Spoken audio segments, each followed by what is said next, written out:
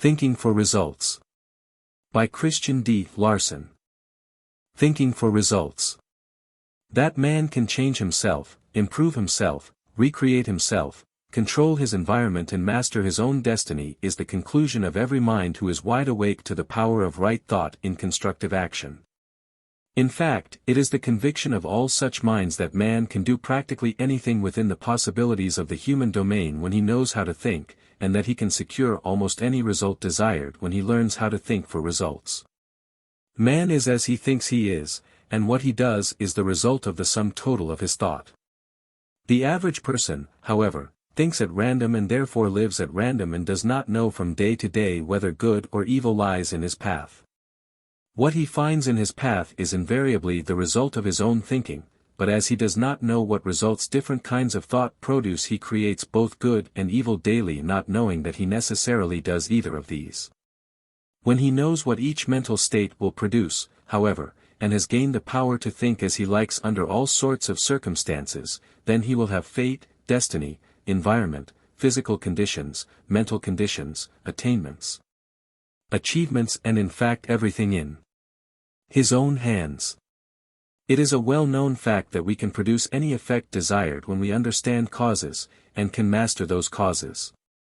And as the process of thinking is the one underlying cause in the life of man, we naturally become master over all life when we can understand and master the process of thinking. Each process of thinking produces its own results in mind and body and acts indirectly upon all the actions and efforts of mind and body. Therefore, through adverse thinking almost any undesirable condition may be produced, while almost any condition of worth and value can be produced through wholesome thinking. Certain processes of thought will lead to sickness, others to poverty, while processes of thought that are entirely different from these will lead to health, power, and prosperity. Through chaotic thinking one can bring about years of trouble and misfortune, while through a properly arranged system of thinking one can determine his own future for years and years in advance. Everything that happens to a man is the result of something that he has done or fails to do. But since both actions and inactions come from corresponding states of mind, he can make almost anything happen that he likes when he learns to regulate his thinking. This may seem to be a very strong statement, but the more perfectly we understand the relation of mental action to physical and personal action, the more convinced we become that this statement is absolutely true.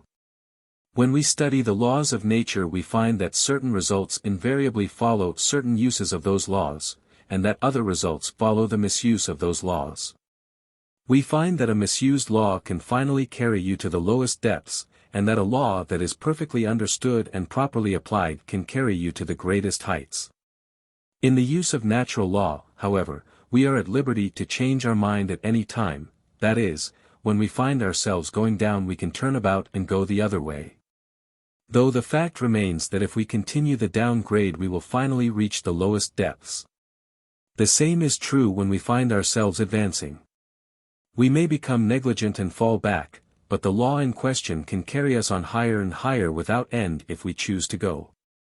The laws that govern thinking are just as absolute as the well-known laws of nature and will serve man just as faithfully after he has begun to apply them with understanding. When we understand the laws of thought and think accordingly, we have begun what may properly be termed scientific thinking, that is, we have begun design thinking, thinking with a purpose in view. Thinking in accordance with exact scientific system, and thinking for results. When we think in this manner we think according to those laws of thought that are required in order to produce the results we have in view. Therefore all the forces of mind will be directed to produce those very results. In this connection we should remember that every mental process produces its own results in the human system. Therefore we can secure any result desired when we place in action the necessary mental process. You never think scientifically unless you think for a purpose, it is therefore purposeless thinking that you must avoid. And all purposeless thinking is wrong. Every process of thought that works at random is wrong because it leads to waste, destruction and retarded growth. For this reason all thoughts that we may create at any time that have no special purpose in view are wrong thoughts and are detrimental to the welfare of the individual. But here we must remember that wrong thought is not simply thought that has base motives, it is also thought that has no motives. A right thought always has a definite motive with some higher goal in view. In fact, to be right, a thought must have a motive, and that motive must be constructive, that is, it must aim to build, and to build for something worthwhile. Wrong thought, however, is scattering and destructive and retards growth. This is the real difference between thought that is wrong and thought that is right. The same is true with other things. Everything in life that retards growth is wrong. Everything that promotes growth is right. If we are in doubt as to whether any particular thing is right or wrong, we can readily discover where it belongs if we apply this principle, that is, if it promotes growth it is right, while if it retards growth it is wrong. We shall find that all true systems of ethics or morals will be found to harmonize perfectly with this idea. The purpose of life is continuous advancement, and all the laws of life are created for the promotion of advancement in all things and at all times. Therefore, to retard growth is to violate the laws of life, while to promote growth is to properly employ those laws of life. When we go with the laws of life we move forward, but when we go against those laws we begin a life of retrogression. According to this principle, nothing is wrong unless it retards growth, and nothing can be right unless it promotes growth. Because nothing can be wrong unless it is against the laws of life, and nothing can be right unless it is in harmony with the laws of life. And the laws of life demand continuous advancement. Since our object is advancement and progress in every way, and since thinking is the key to all results, it is evident that all thinking must be established upon the principle of continuous advancement. For this reason, all thinking that in any way retards growth in any part of the human system must be discontinued, and all thinking must be so arranged or rearranged that it will tend to promote growth and advancement in every phase of human life. In other words, all thinking must be designed, and designed according to the laws that underlie the purpose we have in view. To apply this principle, we should never think unless we have a purpose that we wish to promote through that thinking. Before we begin any process of thought, we should determine clearly what we wish to promote at the time, and we should then employ that process of thinking through which the purpose in view may be promoted to the best advantage. In this manner every action of mind will become constructive and will build up something that we wish to have constructed. Neither time nor mental energy will be thrown away by aimlessness, and no chaotic states of mind will exist for a moment. All our mental processes will be arranged according to such a system of action as can promote progress, and all the various forces of mind will work together in the creation of that which we wish to realize and possess. To think according to the laws of growth and to think for a definite purpose, this is the foundation of scientific thinking. This is the principle upon which to act and thinking for results, and whoever resolves to think in this manner only will soon find remarkable changes for the better taking place in every department of his life. In training the mind to think according to the exact science of right thought, to think according to system, to think for a definite purpose and to think for results. There are 4 essentials that will be required, and we shall proceed to give these essentials our best attention in their proper order. The first essential is to provide what may be termed the mental attitude of normal states of consciousness for all our thinking. That is, to promote only right states of mind whatever the process of thought may be, because such states are always wholesome and are invariably conducive to mental development. In addition, such states tend to hold the various energies of the mind in a working attitude, which is highly important when our purpose is to work for results. To train the mind to think only in the right states of mind, we must learn to distinguish between right and wrong mental states. Though this is a matter that becomes very simple when we understand that the difference between right and wrong states of mind is found in this, that the former tends to relate the mind properly to the laws, the principles, and the powers of life, while the latter tends to prevent that relationship. When we are at variance with our sphere of existence or out of harmony with the world in which we think and live, we can accomplish nothing. But when we are in harmony with that world, we place ourselves in a position where we can accomplish practically anything if we learn the full use of all the powers we possess. Therefore, if we wish to accomplish what we have in view, we must work with those laws and principles of life that govern the sphere in which our work is to be done. But wrong mental states will prevent us from working with the laws of life, while right mental states have a tendency to bring us more perfectly into harmony with those laws. Wrong mental states are wrong simply because they prevent this necessary relationship, and they are wrong for no other reason. The first problem before us therefore is to distinguish between the two states of mind, to eliminate the wrong and to cultivate the right.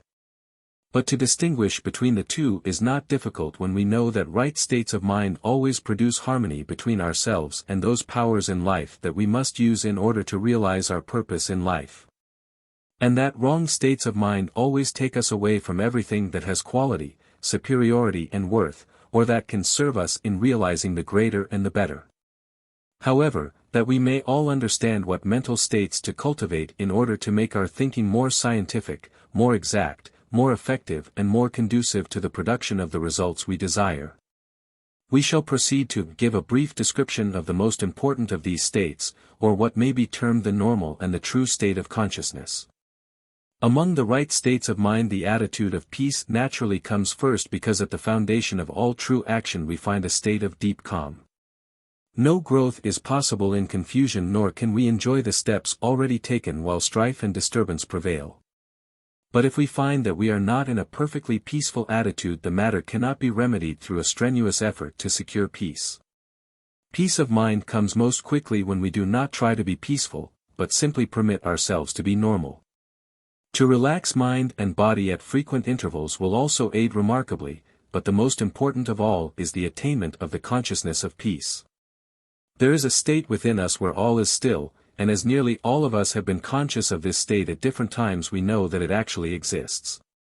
To cultivate the consciousness of this state is the real secret of attaining a permanent mental state of peace. When we become conscious of that state, we enter what may be termed the permanent condition of peace and thereby realize the peace that passeth understanding, and when we are in that state of peace we know why it does pass understanding. A further proof of this idea is found in the fact that the center of all action is absolutely still, and that from this center all action proceeds. In like manner there is an absolutely still center in your own mind, and you can become conscious of that center by turning your attention gently and frequently upon the serene within. This should be done several times a day, and no matter how peaceful we may feel, we should daily seek a still finer realization of this consciousness of peace.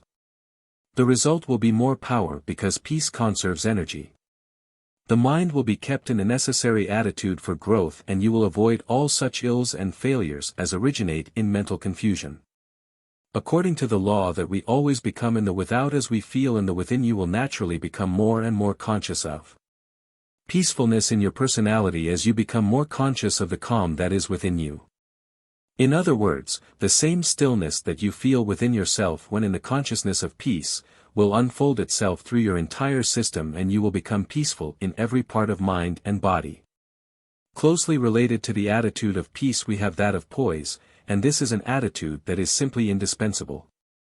The attainment of peace tends to conserve and accumulate energy, while the attainment of poise tends to hold that energy in such a way that not a particle is lost. Peace is a restful attitude while poise is a working attitude. In peace you feel absolutely still. In poise you feel and hold the mighty power within you ready for action. The well-poised mind is not only charged with enormous energies, but can also retain those energies in any part of the system and can direct them towards any effort desired. The poised mind combines calmness with power. Through the attitude of calmness it retains its touch with the depths within and is thus constantly supplied with added life and power. Through the attitude of strength it relates itself to the world of action and thus becomes able to go forth and do things. The attitude of poise, however, is not well developed in the average person, as the art of being peaceful and powerful at the same time is an art that has received but little attention. But it is something that is extremely important, and no one who desires to learn to think and act for results can afford to neglect this high art for a moment. To proceed with the development of poise we should work, act, think and live in the consciousness of peace and in the consciousness of power, that is, we should aim to combine peace and power in everything that we feel or do. Here we should remember two great truths, that is, that unlimited power is latent within us and that at the depth of our being everything is perfectly still. When you realize these great truths you will feel more and more that enormous energies are alive in your being, but you will find that they never force themselves into any particular line of action, and that they never run over on the surface. On the other hand, you will find that you can hold those energies in perfect repose or turn them into your work just as you wish. When you have poise, therefore, all those energies will also have poise. They will be as you are because they are your creations. The effect of poise upon thinking is very great because the attitude of poise is the one essential attitude through which constructive work of mind or thought can be promoted. The object of exact scientific thinking is to bring about the results we have in view, but results follow only the true application of power, and power cannot be applied constructively unless it acts through the state of peace. We therefore understand why poise, the action of power in peace, is indispensable to every mode of thinking that aims to produce results. Another mental state of extreme value is that of harmony. And as there is only a step from peace and poise to harmony, we may readily acquire the latter when we have acquired the former. In the attitude of peace the mind finds its true self and its own supreme power. Through the attitude of poise this power is brought forth into action and is held in its true spheres of action, but it is only through harmony that this power can act properly upon things or in connection with things. Nothing comes from the application of power unless it acts directly upon something, but it cannot act upon anything with the assurance of results unless there is harmony between the power that acts and the thing acted upon. No action should be attempted therefore until harmony is secured between the two factors involved. In this connection we find that thousands of well-meant actions lead to confusion, sickness and failure because no attention was given to the attainment of harmony. But the importance of attaining harmony before undertaking anything is realized when we learn that the real purpose of harmony is to bring the two factors concerned into that perfect relationship where they can work together for the promotion of the object in view. To secure harmony it may be necessary for both factors to change their present positions. They may have to meet each other halfway, but there can be no objection to this. Our object in life is not to stand where we are, but to do something. And if we can do something of value by changing our present position, that is the very thing we should do. In fact, we can even return with advantage to positions that we imagine have been outgrown if something of value can be accomplished by such a move.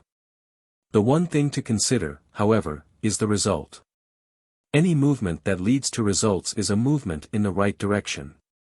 Harmony is not cultivated by isolation nor exclusiveness.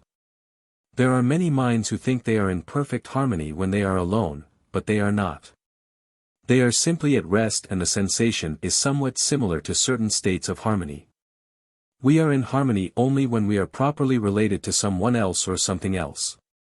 There must be at least two factors before there can be harmony, and those two factors must be properly related.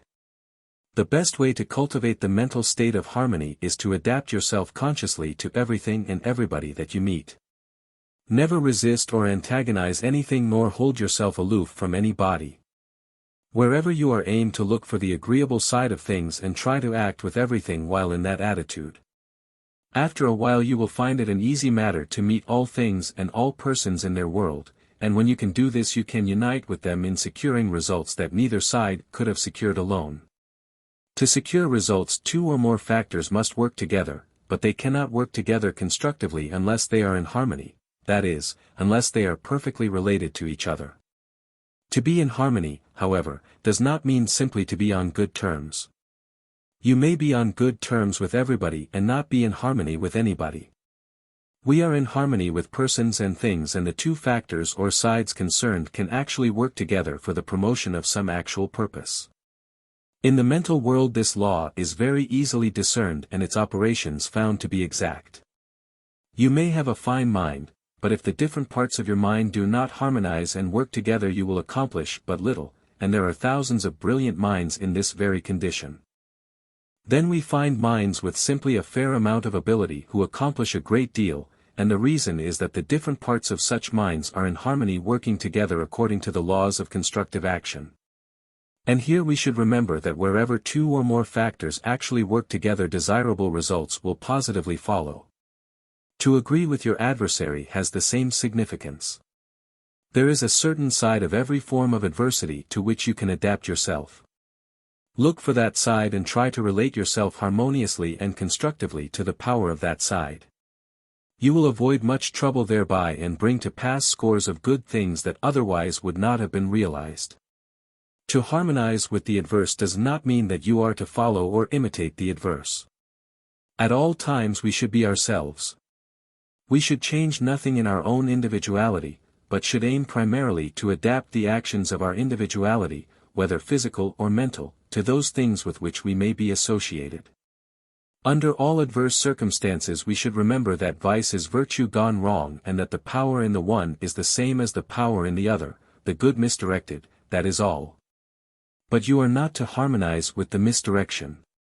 You are to harmonize with the power that is back of the action and try to use that power for some valued purpose. Here we find a subject upon which volumes could be written, but the real secret that underlies it all is simple. Adapt yourself to everything and everybody with a view of securing united action for greater good. You will thus continue in perfect harmony, and you will cause every action that may result from your efforts to work directly for the production of the results you have in view. The three states of mind mentioned in the previous chapter will naturally lead us to a place where results can be secured, but how great these results are to be will depend upon the loftiness of our aim. Therefore a mental state will be required that will constantly center attention upon the high places of attainment, and such a state we find in aspiration. But here we must know the difference between aspiration and ambition, especially when they act separately. When ambition acts aside from aspiration, the aim of the mind will be to promote the personal self by calling into action only those powers that are now active in the personal self. Such an action, however, tends to separate the personality from the greater powers within, which will finally produce a condition of personal inferiority. We have seen this fact illustrated so frequently that it has become proverbial to say that personal ambition when in full control of the mind invariably leads to personal downfall. It is a well-known fact that no mind that is simply ambitious can ever become great. And the reason is that personal ambition prevents mind and consciousness from ascending into those superior states of thought and power which alone can make greatness possible. This ascension of mind and consciousness, however, invariably takes place through the attitude of aspiration, and therefore the force of ambition should always be inspired by the spirit of aspiration. Both are necessary and they must combine perfectly in every case if results worthwhile are to be realized. The attitude of aspiration causes the mind to think of the marvels that lie beyond present attainment and thereby inspires the creation of great thoughts, which is vastly important. There must be great thoughts before the mind can become great, and the mind must become great before great results can be secured. Aspiration concentrates attention upon superiority always and therefore elevates all the qualities of the mind into that state. This being true, every effort in life should be directed towards those possibilities that lie beyond the present attainment if we wish to cultivate and strengthen the attitude of aspiration. When we are simply ambitious, we proceed as we are and seek to make a mark for ourselves with what power we already possess. But when we are alive with the spirit of aspiration, we seek to make ourselves larger, more powerful and far superior to what we are now, knowing that a great light cannot be hid. And that anyone with great power must invariably reach the goal he has in view. The ambitious mind seeks to make a small light shine far beyond its capacity, and through this effort finally wears itself out. The aspiring mind, however, seeks to make the light larger and larger, knowing that the larger the light becomes the further it will shine, and that no strenuous efforts will be required to push its powerful rays into effectiveness. But when the attitude of aspiration looks beyond the personal self, it does not necessarily look outside of the self. The purpose of aspiration is to enter into the possession of the marvels of the great within, because what is found in the within will be expressed in the without. Therefore, when we constantly rise above the personal self, we perpetually enlarge the personal self, thus gaining the capacity to accomplish more and more until we finally accomplish practically everything we have in view. The attitude of aspiration therefore should never leave the mind for a moment. But we should on the contrary keep the mental eye single upon the boundless possibilities that are within us and deeply desire with heart and soul a greater and a greater realization of those possibilities in practical life. The attitude of contentment may truthfully be said to be the twin sister of aspiration, and its important function is to prevent aspiration from losing sight of what has already been gained. When contentment is absent, the present seems more or less barren, and when aspiration is absent the present seems sufficient. But the present is never barren nor is it ever sufficient. The present is rich with many things of extreme value if we only train ourselves to see them. These things, however, are not sufficient to the advancing soul. Greater things are at hand and it is our privilege to press on through the realization of those greater things. We must therefore conclude that the true attitude of mind in this connection is to be content with things as they now are, and at the same time reach out constantly for greater things. When contentment is absent the present is not fully utilized and we cannot attain the greater things until we have fully employed what has already been received. When aspiration is absent the present is used over and over again like the air in a closed room, and the result must be mental stagnation to be followed by failure and final extinction. When we look at this subject from another point of view we find that the mind that is not contented cannot be developed, nor can such a mind make the best use of the powers it may now possess. Every moment therefore should be filled with contentment and perfect satisfaction, but every moment should also be filled with a strong desire for still greater attainments and achievements. In such a state where contentment and aspiration are combined we shall find life to be a continual feast, each course being more delicious than the one preceding. We shall also find such a life to be the path to perpetual growth and continuous joy.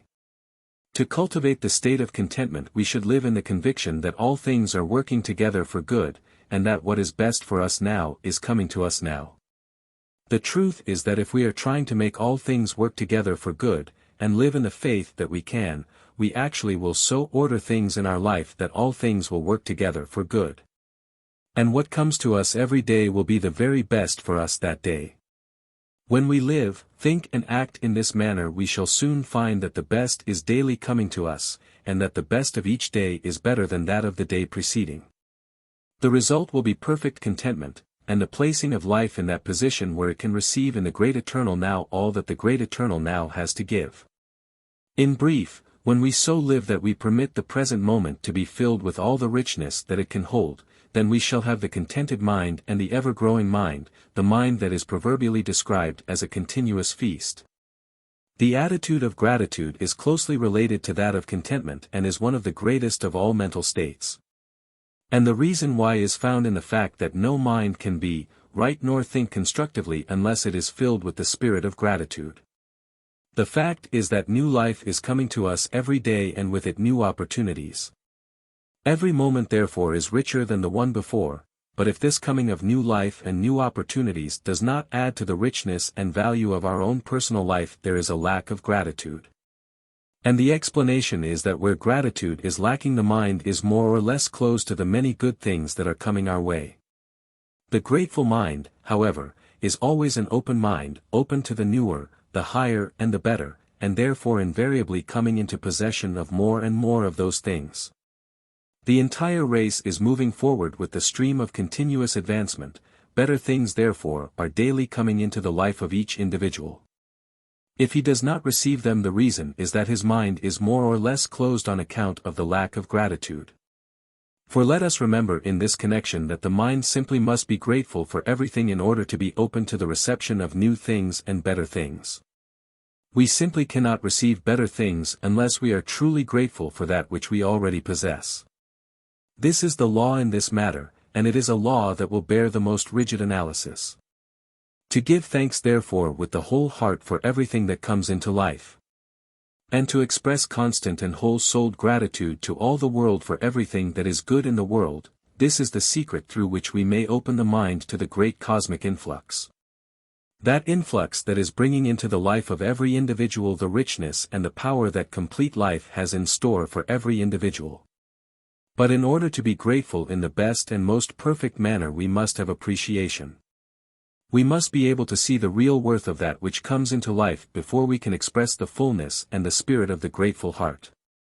The attitude of appreciation is also valuable in another direction. When we appreciate worth we always gain a higher consciousness of worth and thereby make our own minds more worthy.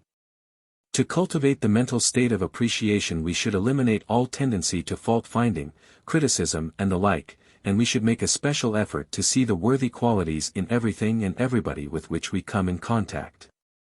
The result of such a practice will not only be a better appreciation, with a deeper insight into the superior qualities of life, but also the building of a more wholesome mind. Realizing the value of appreciation, we should, whenever we discover a lack of appreciation in ourselves, proceed at once to remove the cause. We shall not hesitate in doing this when we find that a lack of appreciation also tends to give the mind a false view of things, thereby preventing the acquisition of the best that life has in store.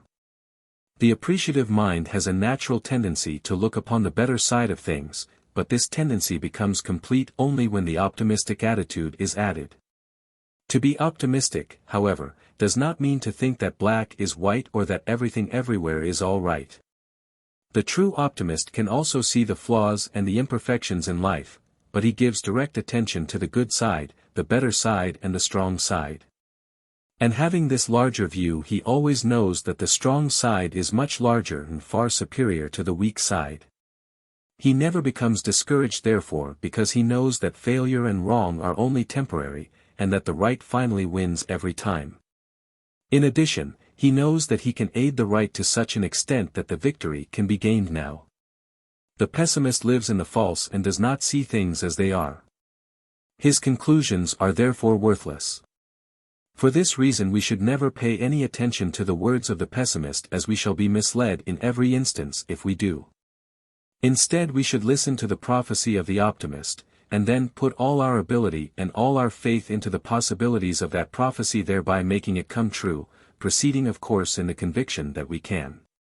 The value of the optimistic attitude in scientific thinking therefore is very great, because to think correctly on any subject the mind must have the mountain-top view, and we must think correctly if we wish to think for results. Though the optimist may live on the sunny side, still the full value of life's sunshine cannot be gained until we add the attitude of constant cheerfulness. To be cheerful, bright, happy, and joyous is absolutely necessary if we wish to think scientifically, think constructively, and think for results. When we proceed to think for results, we think for a purpose. We employ correctly the constructive mental processes so that we may work ourselves up to the goal in view. Growth and development therefore must take place all along the line of action, but no mental growth can take place without mental sunshine. Accordingly, we should resolve to be happy no matter what may transpire. We cannot afford to be otherwise. Sunshine will melt the most massive iceberg if the rays are direct and the clouds are kept away, and it is the same in daily life. No matter how cold, disagreeable, and uncongenial your present environment may be, plenty of mental sunshine can change it all. It pays to be happy. Cheerfulness is a most profitable investment, and there are no riches that are greater than constant joy. This attitude is not for the few or for occasional moments, because all the sunny states of mind can be made permanent in a short time by a very simple process. Make it a practice to go to sleep every night with cheerfulness on your mind and with a feeling of joy in every atom of your being. Through this practice you will carry the cheerful idea into the subconscious, and gradually the joyous state will become an established state in the subconscious mind. The result will be that the subconscious will express cheerfulness and wholesomeness at all times, and it will become second nature for you to have a sweet disposition, a sunny frame of mind, and an attitude of perpetual joy. This method may seem to be too simple to be of value, but the simplest methods are usually the best. And anyone can prove through a few weeks of trial that this method will produce the desired results. And will through more continuous practice actually transform mind and disposition to such an extent that the mind will henceforth live in constant mental sunshine. And there are few things that are more important than this if we wish to train the mind to act and work in those attitudes that are necessary in order that we may proceed successfully in thinking for results. The attitude of kindness is one of the greatest among the right states of mind. Therefore, to be kind to everybody and to feel kindly towards the whole of creation, this must be the attitude if the right use of mind and thought is to prevail. Kindness enlarges the inner consciousness, thus promoting the enlargement and the expression of life. And it also creates the tendency to give one's best, and there is nothing that brings forth the greater life and power within us so quickly and so completely as the giving of one's best in all things and at all times. Both the soul and the mind, with all their powers and possibilities, tend to unfold themselves through the actions of the strong whole-souled attitude of kindness. In fact, no one can begin to unfold his larger life and receive the greater richness from within until he begins to give, through the attitude of kindness, all that which he already has in his personality. And the more one gives of the richness of one's own life, ability, and power, the more he will receive from the limitless realms of the within. This is a law that no one, not even the most materialistic, can afford to ignore. But giving is not giving unless it comes from the heart, and it must invariably be an act of expression for some great purpose. Your expressions, either of thought or action, will not open the way for inner unfoldment unless you give richly through a fuller and larger expression, and in all such expressions you must feel kindly. The attitude of kindness is therefore indispensable to growth, mental unfoldment, and constructive thinking. The attitude of sympathy always acts in close connection with kindness, and though it is a most important state of mind, it is also a much abused state. There are few people who sympathize correctly, and there is possibly nothing that interferes with correct thinking as does misdirected sympathy. When we sympathize with anyone, we enter into a certain unity of that one's mind, and we almost invariably imitate to a degree the mind that we unite with in this way. Two minds with but a single thought will imitate each other in nearly everything and will actually grow to look alike. It is therefore very important to know with what we should sympathize. When you sympathize with a person in distress, you will think the thought of distress at the time, and will reproduce in a measure the same state in your own mind, and possibly in your own life and personality. Many a person has failed in life because he has sympathized too much with the weak side and inferior side of those who have had misfortune. When you sympathize with a person that is sick, your mind will create within itself a similar condition of disease, and this expression will express itself in your own body, a fact to which thousands can testify. We realize again therefore that it will not do to sympathize with anything and everything that may arouse our sympathy. Why does it hurt to see a friend punished? Why do we usually feel bad when those of whom we think a great deal feel bad? Why is there a tendency of most minds to think and feel like the prevailing thought in their community? Why does a mob lose its head, so to speak, and proceed to think, feel, and act precisely like the leader? Why do scores of incidents of a similar nature take place in our midst constantly? Sympathetic imitation explains such phenomena. And the law that underlies this phenomena is a law that we must understand thoroughly if we wish to master our own thinking and our actions wherever those actions may be expressed. When you sympathize with weakness, you are liable to become weak. When you sympathize with disease, you are liable to get the same symptoms and frequently the very disease itself. When you sympathize with the wrong, you are liable to think that same wrong and possibly act it out in your own life. These are facts with which we are all familiar. It is therefore a subject of extreme importance. The law that governs sympathy is this, that you enter into mental unity in a measure with everything with which you sympathize, and that whatever you enter into mental unity with you tend to imitate and produce in yourself to a degree. Understanding this law, we realize that we cannot afford to sympathize with everything, but on the contrary find it absolutely necessary to make a careful selection of those things with which we may sympathize. When you sympathize with a person who is in trouble, do not think of the trouble or the pain or the weakness, but think of that something within him that is superior to all pain and that can annihilate all the trouble in existence. Then remember the great statement that he that is within you is greater than he that is in the world. Make it a practice never to sympathize with the inferior side, but only with the superior side.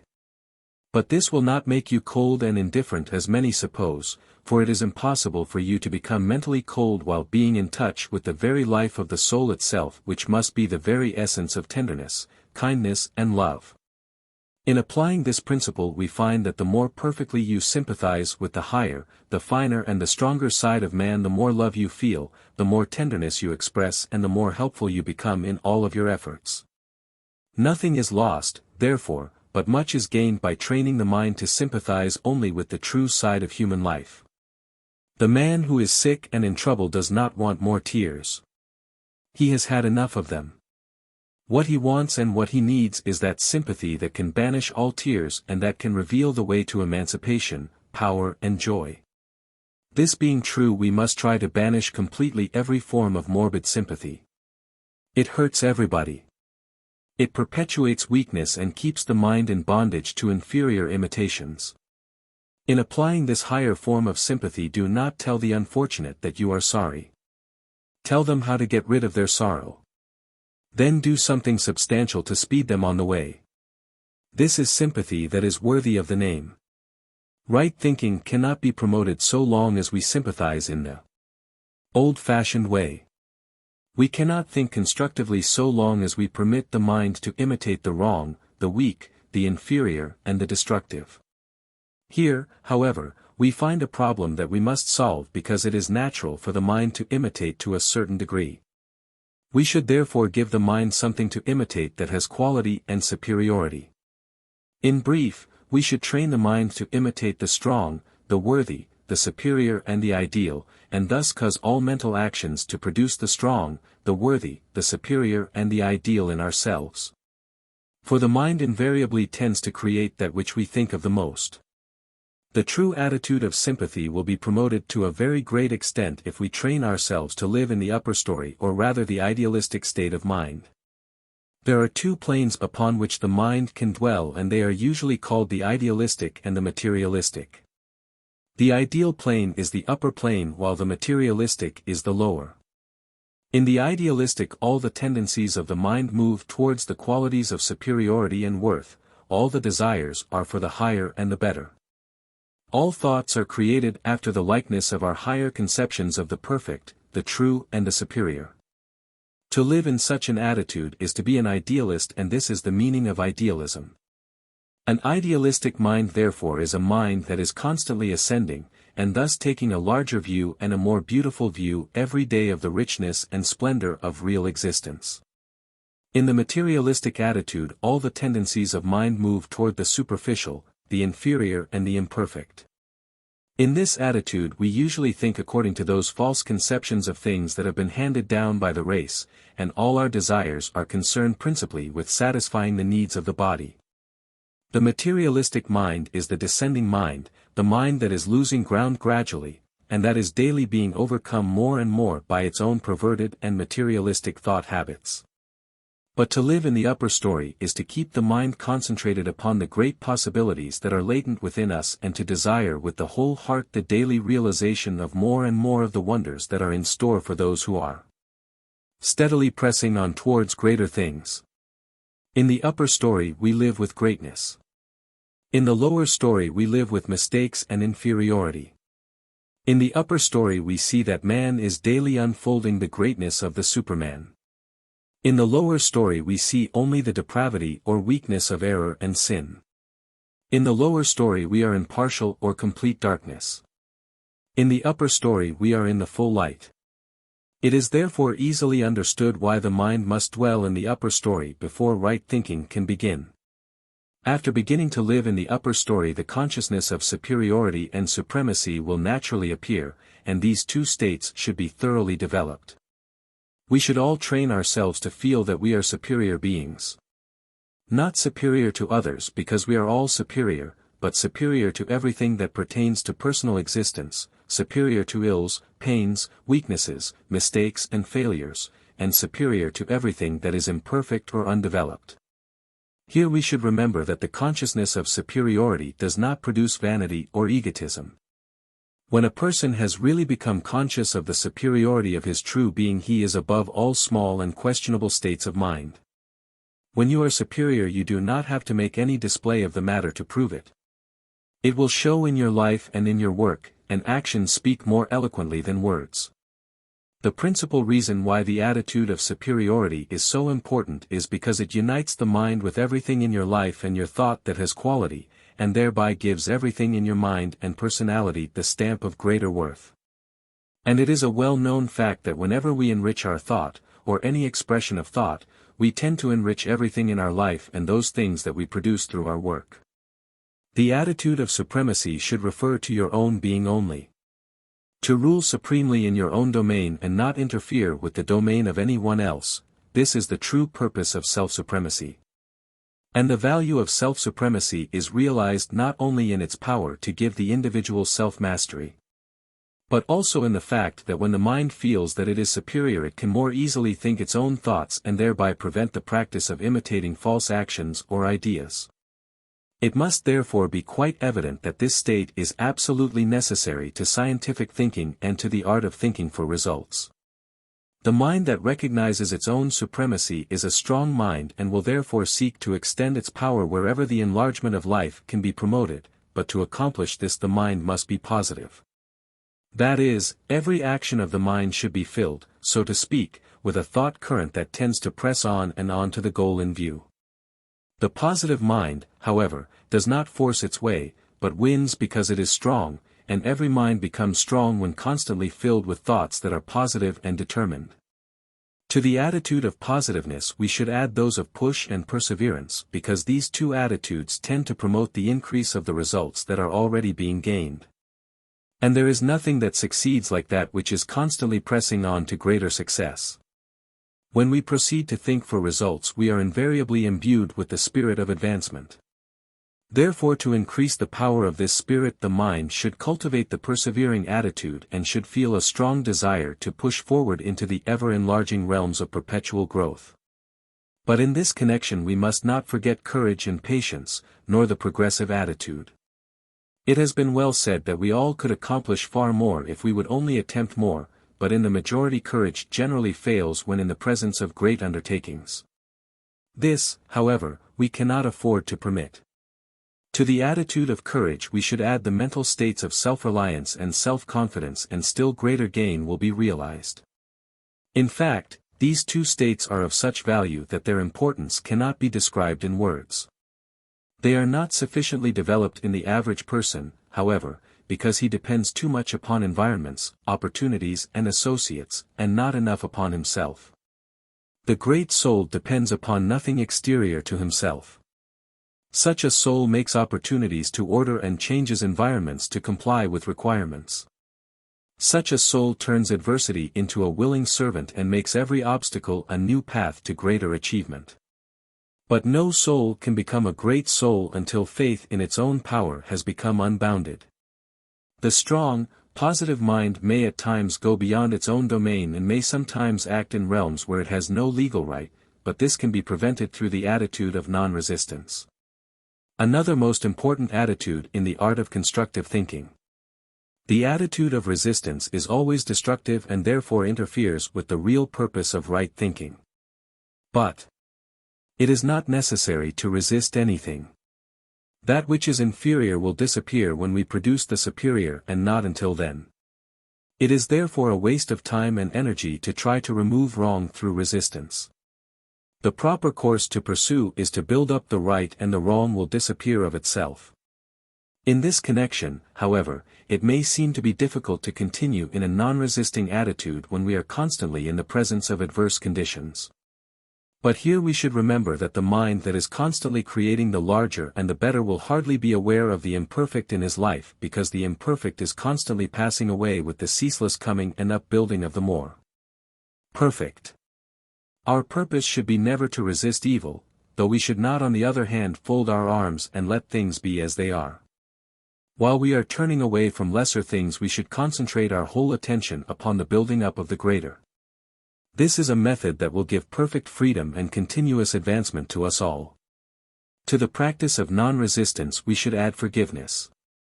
Forgive everybody, even yourself. To condemn anything or anybody is a misuse of the mind. So long as we condemn the wrong, the mind is forcefully directed towards the wrong. The mental picture of wrong becomes more deeply stamped upon the subconscious, and more thoughts and mental states will be created in the likeness of those impressions or pictures. These impressions will reproduce themselves in us and this is how we tend to create in ourselves what we condemn in others. The reverse of this principle is also true. That is, that we tend to create and build up in ourselves the good that we commend and appreciate in others. To promote the cultivation of forgiveness we should become conscious of real purity, and the reason for this is readily understood when we remember the statement about the eye that is too pure to behold iniquity. Why the pure eye does not see evil is a subject too large to be discussed here. But we shall find that the more perfectly we develop the consciousness of purity, the smaller and more insignificant evil becomes to us, and the easier it becomes to forgive everybody for everything. In the attitude of mental purity we look upon the mistakes of the world in the same way as we look upon the false notes that the child makes while learning to play. We want those false notes corrected, but we do not call them bad. We know that the child will learn to play perfectly later on, not by being punished or scolded, but by being taught thoroughly and persistently. It is the same with the mistakes of the human race, and those mistakes should be dealt with in the same manner. One of the very important states of the mind is that of justice, or the consciousness of justice, and it is most necessary that we cultivate the habit of being just even in minute details. The just mind can readily direct its processes of thought and creation into those channels of action that are in harmony with the laws of life.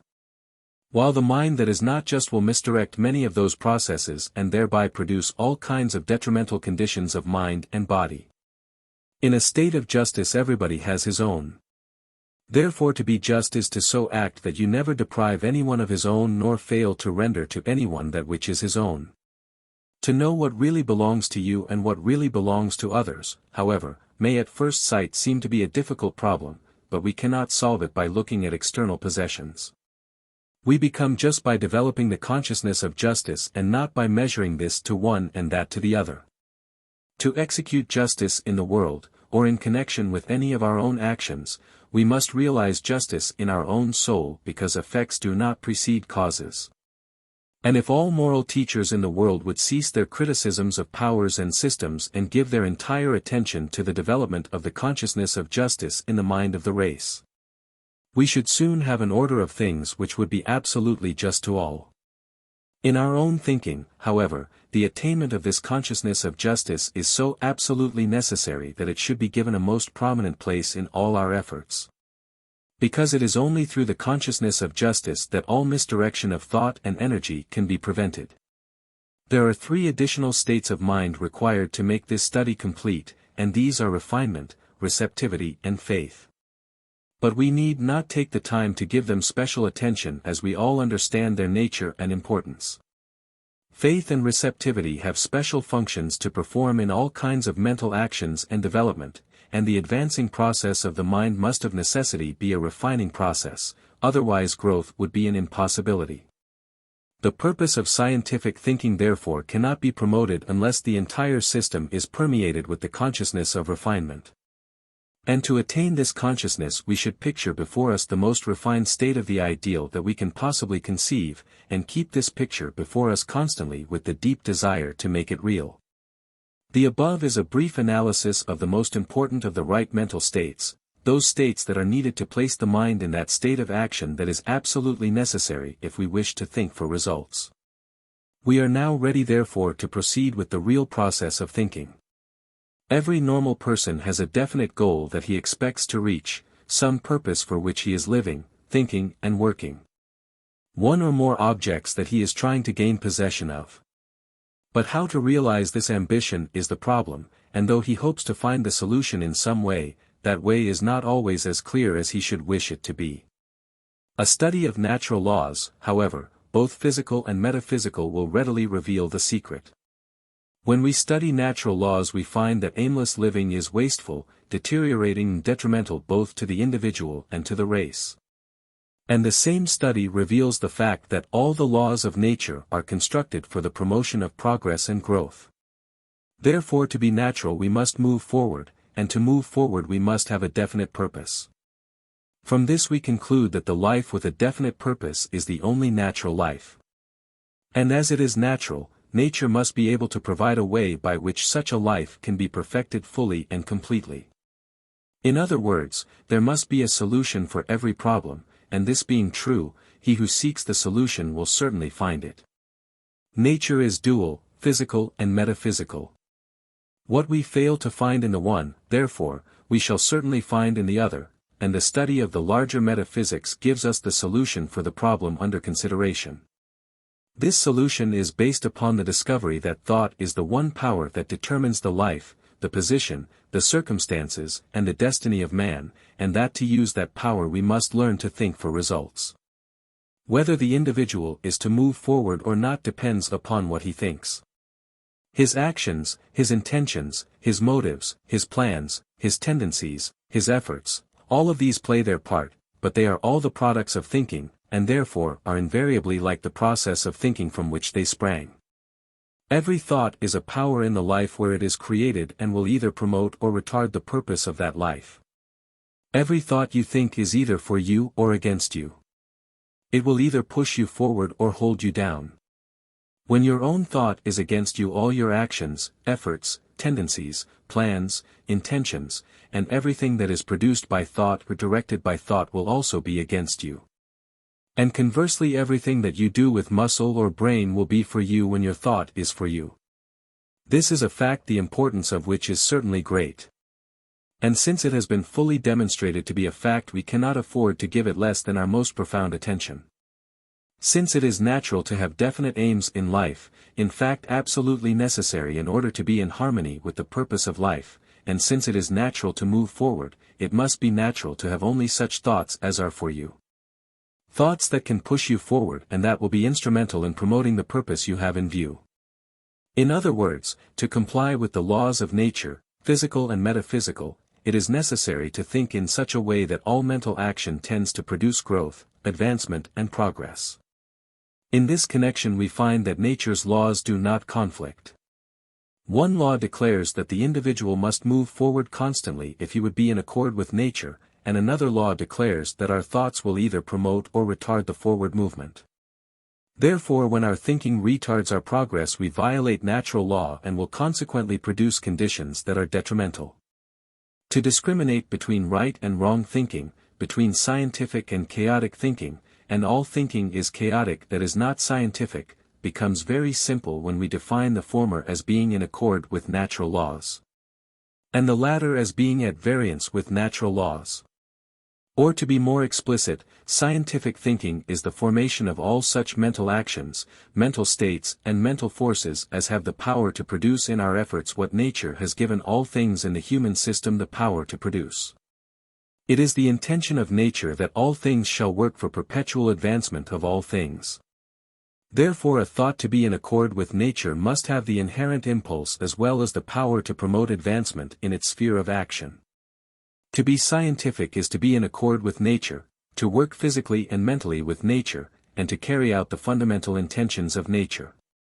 And since all the actions of man are produced and directed by his thinking, he cannot work with nature unless his thinking is in accord with nature, and is designed and applied with definite results in view. In brief, thinking is scientific and designed when its purpose is to produce advancement, and when it has at the same time both the power and the knowledge to carry out that purpose. Every intelligent person tries to live in accord with natural laws, but as a rule complies only with those laws that deal with the physical side of life.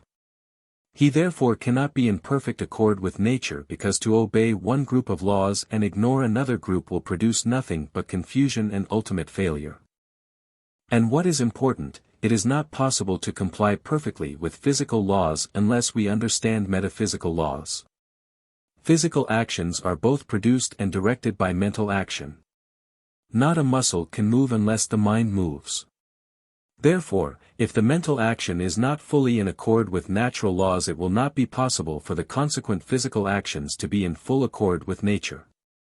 It is not difficult to understand therefore why the majority of those who have tried to live in accord with nature, and tried to apply fully the powers and possibilities of nature, have not succeeded in as large a measure as their ambitions might desire. They have tried to bring physical actions into harmony with nature while their mental actions have been more or less at variance with nature. They have tried to make their actions scientific while their thinking remained unscientific. And here we have the cause of practically all the trouble, confusion and failure in the world. The statement that nature's fundamental intention is the perpetual advancement of all things, may be questioned when we take note of the many processes of nature that appear to be destructive, and find that those processes invariably work in harmony with natural law. But when we look beneath the surface we find that the consuming process is necessary to the refining process, and that the decomposing process is indispensable to growth. That which destroys does not tend directly to build up, but the inferior must be removed before the superior can be constructed. The force of destruction, however, can be used in many ways. It can be turned into the gross actions of the sledge that tears down the present structure. Or it can be employed through the channel of transmutation which removes the present structure, not by tearing it down, but by changing it into something better. In the grosser forms of action, destruction is usually separated from construction, and may or may not be followed by the latter, but in the higher forms of action, destruction and construction are one. The inferior is destroyed by being immediately transmuted into the superior. And here we should remember that everything in nature, regardless of its present condition, can be transformed into something higher, finer and better, because every process in nature can promote advancement, being created for that purpose. Therefore, to be in accord with nature, man must have the same purpose. He must live, think and work for perpetual advancement, constant growth and eternal progress. In preceding pages it has been stated that the foundation of scientific thinking consists of thinking only in the attitude of right mental states, and the principal right mental states were enumerated and defined. And in this connection it may be added that the reason why such states of mind constitute the foundation of scientific thinking is based upon the fact that wrong mental states tend to pervert and misdirect the original intention of every process of thinking, while right mental states tend to hold in position, so to speak, or properly direct the original intention of every mental process. To think scientifically and to think for results is to think with a definite object in view, that is, to so think that every thought will aid in the realization of that object. Therefore it cannot be scientific to originate a mental process with a certain object in view and then permit that process to be misdirected, but this is what we continue to do so long as wrong mental states are permitted to act in the mind. A misdirected mental process always creates thoughts and mental actions that are foreign or adverse to the original intention of that process and are in consequence detrimental.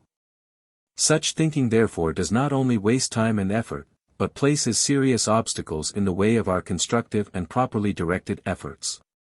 In the average mind we find mental states that are right as well as mental states that are wrong. The one group assists the forward movement of mind while the other not only retards or misdirects, but usually acts as an obstacle as well. This, however, we cannot afford to permit.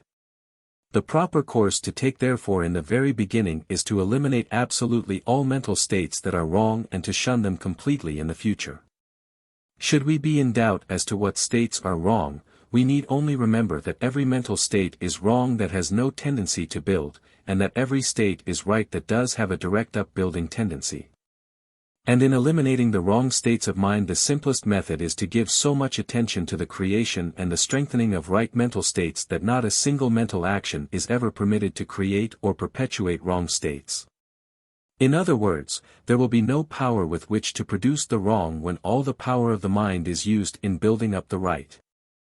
We may proceed, therefore, upon the principle that right mental states constitute the foundation of scientific thinking, and that the very first thing to do in learning how to think for results is to train the mind to create, entertain, and perpetuate only right mental states. When we have established this foundation we may proceed with the first story of the superstructure. To this structure there are several stories, but the first one is to give every thought you think the tendency and the power to promote your own individual purpose in life.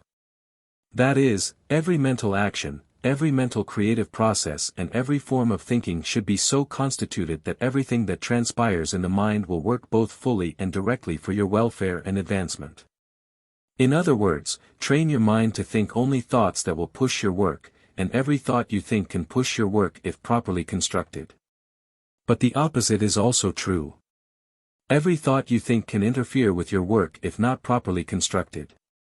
We realize therefore the importance of discriminating between the right and the wrong even in the most insignificant of our mental attitudes, because we want everything that takes place in our system to act to our advantage.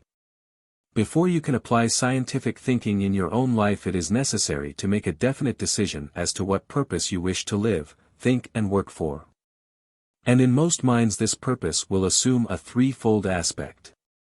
The first will be to succeed in your vocation, the second will be a continuous development of the leading mental qualities, and the third will be the attainment of higher and higher states of ideal existence.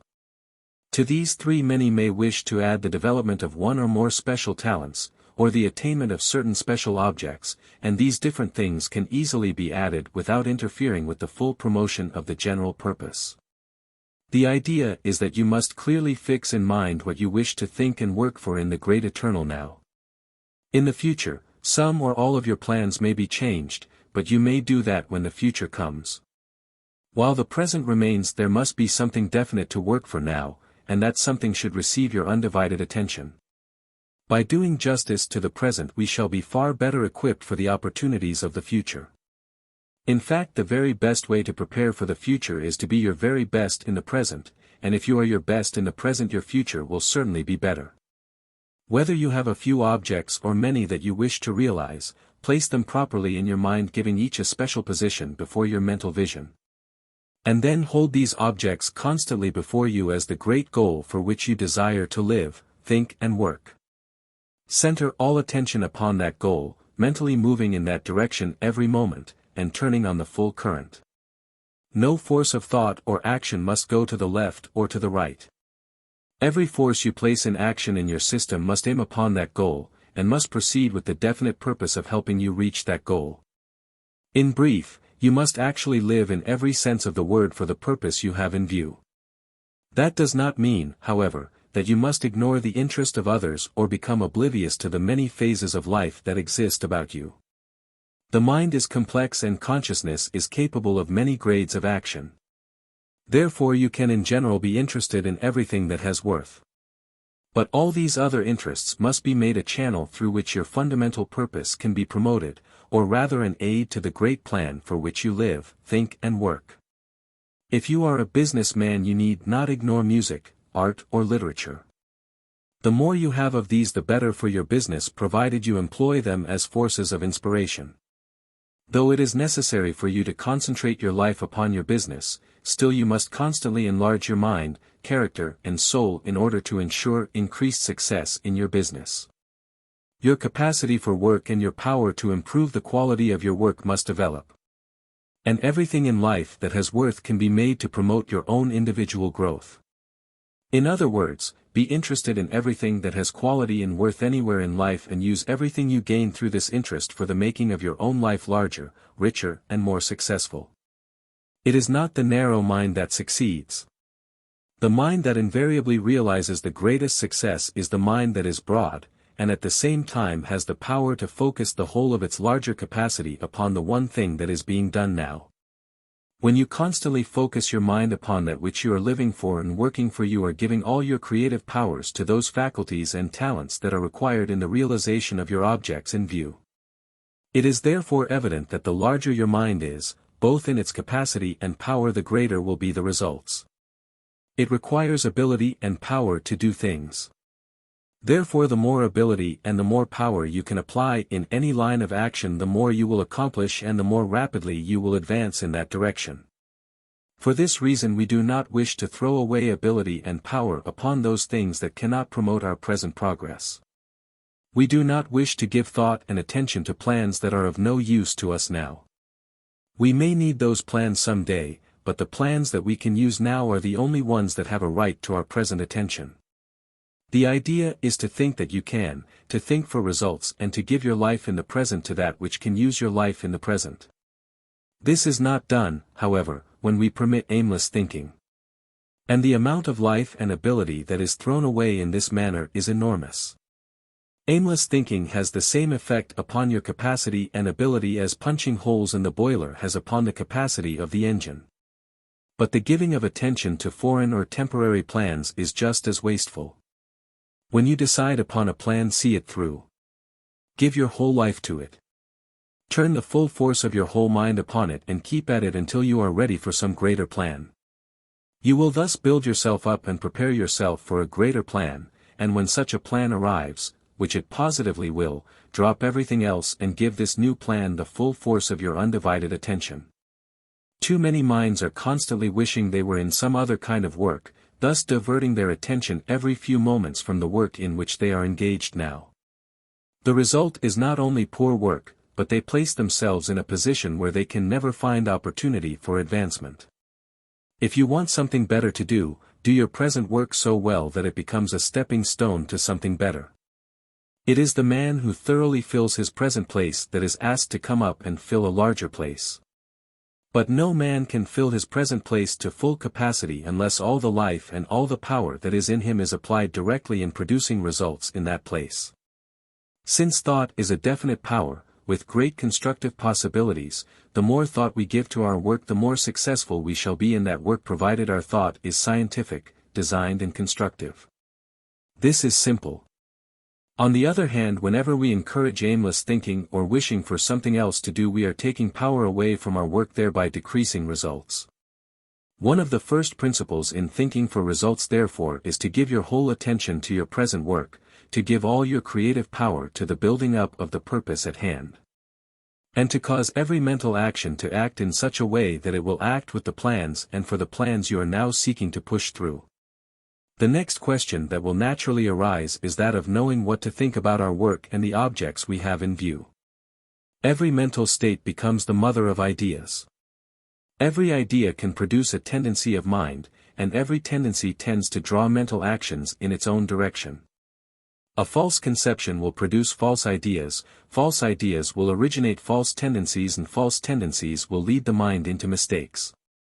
To promote any purpose, however, mistakes must be avoided as far as possible. Everything must be done correctly, and whatever is done should be done better and better every time. The way we think therefore of what we are to do or the objects we have in view will directly determine the results that are to be attained.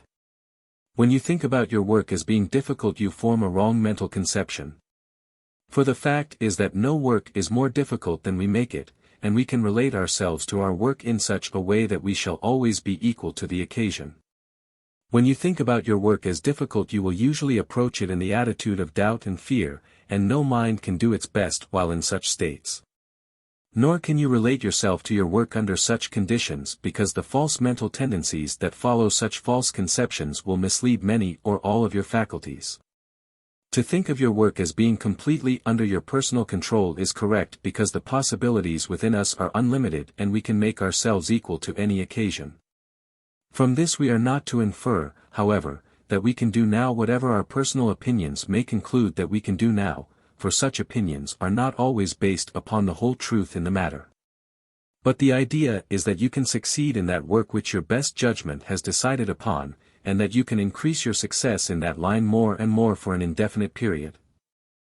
To think of your work as trivial, mean or burdensome is wrong, because such an attitude of mind will tend to make you inferior, and there is no success for you while you are on the downgrade towards inferiority.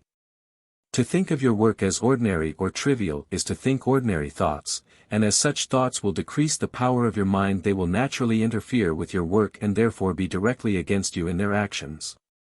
To think of your work as drudgery, or as something disagreeable that is to be gone through with, is in like manner a mistake, the reason being that such thinking prevents the mind from being its best and giving expression to its best.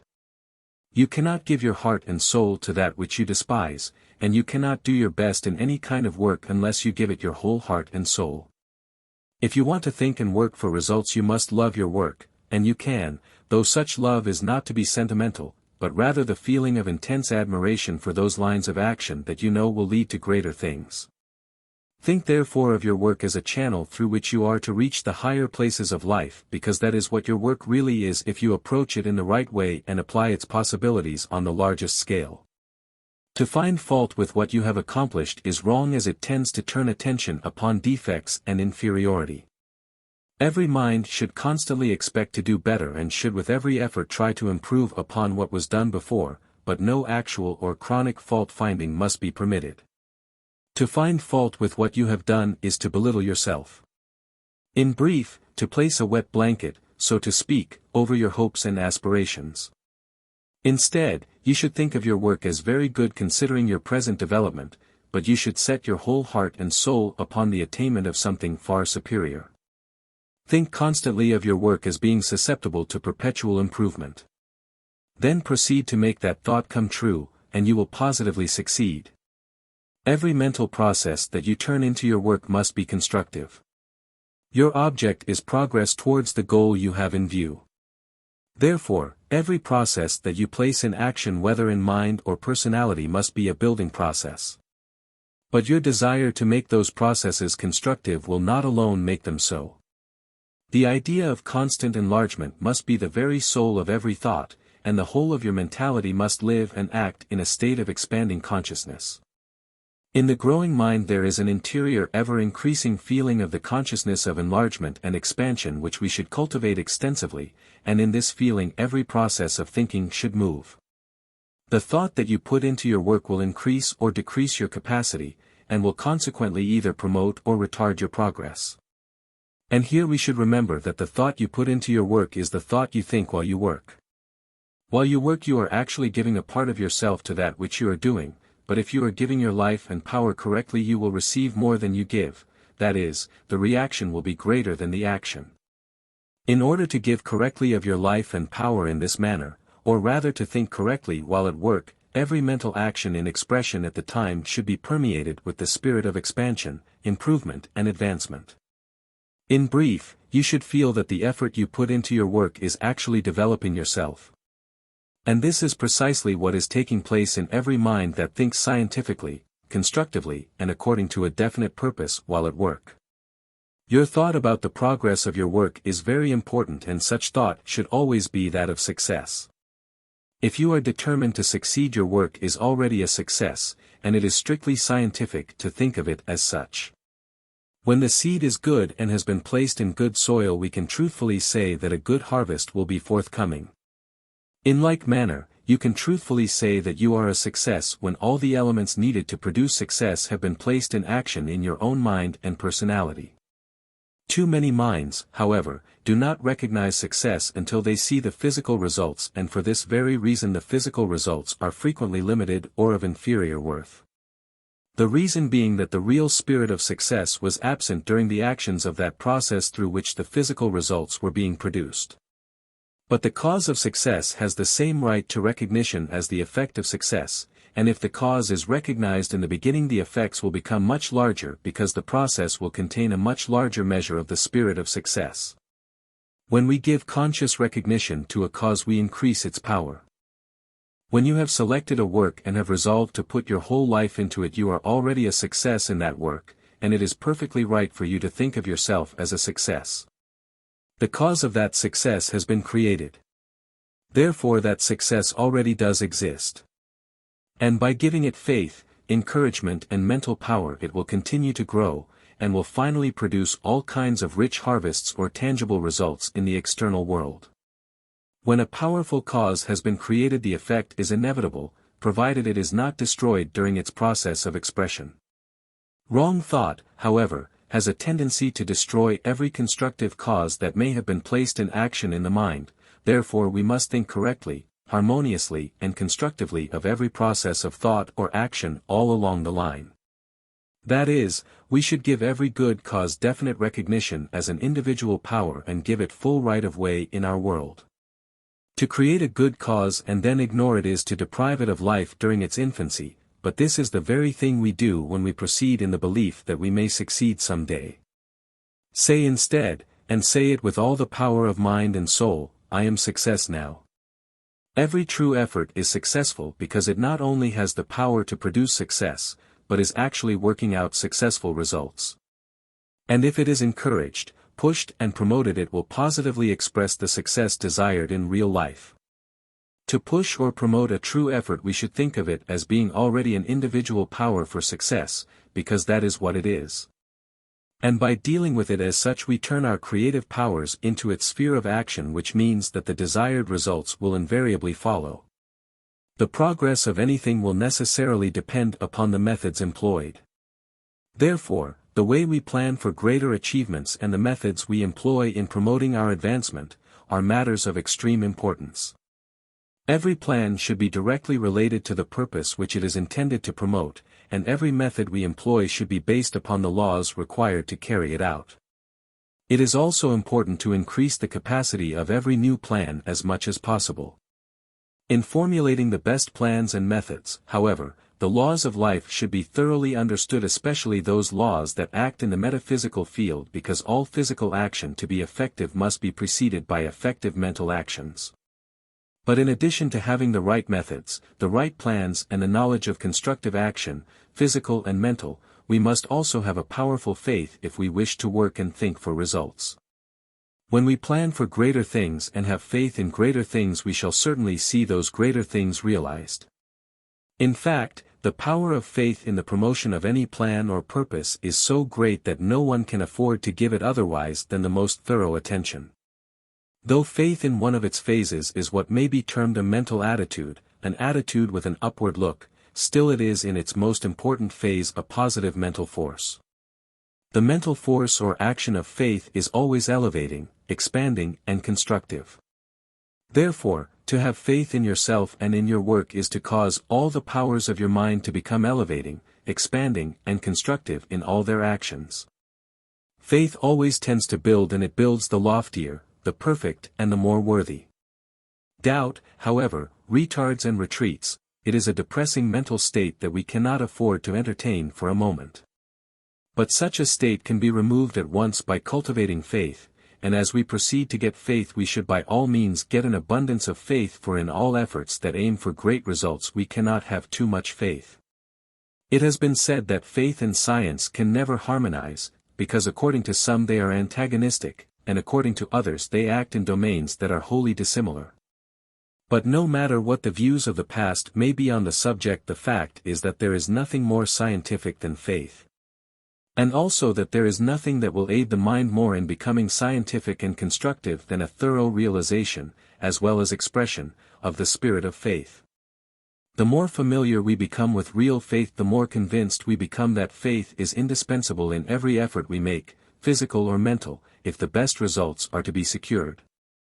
In fact, faith must be made the very soul of every thought, and the living spirit of every mental action. For this reason we realize that no greater step forward can be taken than to give faith the first place in life if our purpose in life is to think and work for results. Man is as he thinks, and his thoughts are invariably created in the likeness of his mental conceptions of those things of which he thinks about habitually. Therefore, as man improves his mental conceptions of all things, he will improve himself in the same measure. To improve these mental conceptions, attention should always be concentrated upon the ideal of everything of which we think. That is, all thinking should move toward the greater, the larger, and the superior. Whatever we think about, we should always think about its ideal side, its larger side, and its superior side.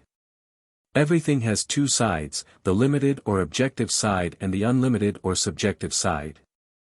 When we consider only the limited objective side of those things we think about, our mental conceptions will be small, superficial, and materialistic. But when we consider the unlimited subjective side of those things, our mental conceptions will be larger, finer, and of far superior worth.